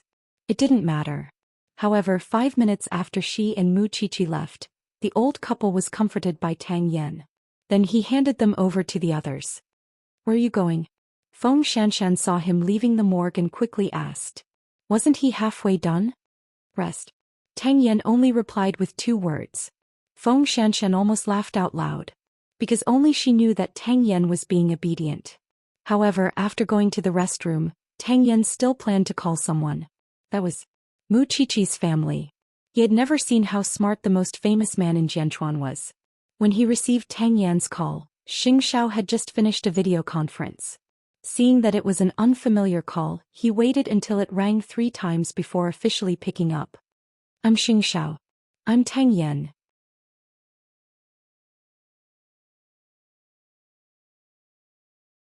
When he heard Tang Yan's name, Xianxia knew who the person was. However, it was strange that the call was actually on his phone. "Is it about the Yi family?" Xianxia asked Tang Yan directly. "Chief Xing, you really live up to your name. Mu Qiqi was almost hit by a flower pot today. He is full of hostility toward her. He seems to be looking for someone. Do you know Chief Xing? Captain Tang, you can even get my phone number without asking. How can you not know what Yi is looking for?" Xianxia chuckled. The 2 men seemed to have a strong aura. "Are you here to remind me that you're tuning in to the Zhou Xian's Legacy YouTube channel? Don't forget to subscribe and join us on this journey to catch the most captivating stories."